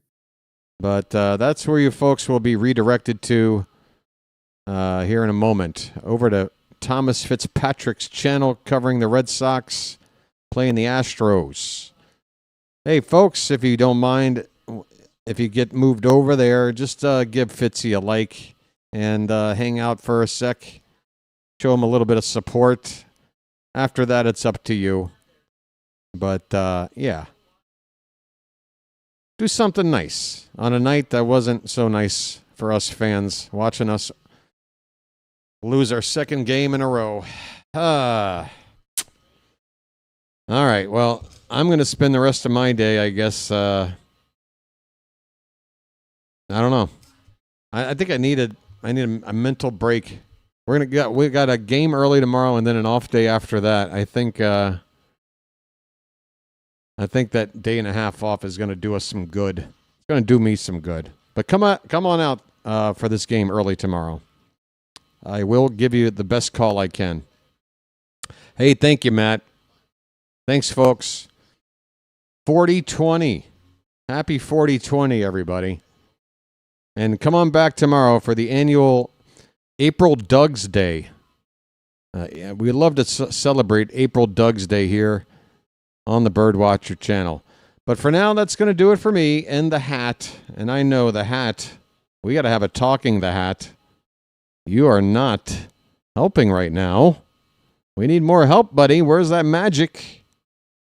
I thought you were all stocked up from the winter, but I'll have a talk with the hat, okay? Hopefully Albanez and the players have a little talk. I'll talk with the hat. We'll all get it figured out before tomorrow first pitch, okay? Trevor Rogers is pitching, so don't miss it. All right, peace out, everybody. This has been the BirdWatcher, and I will chirp at you later. Take care.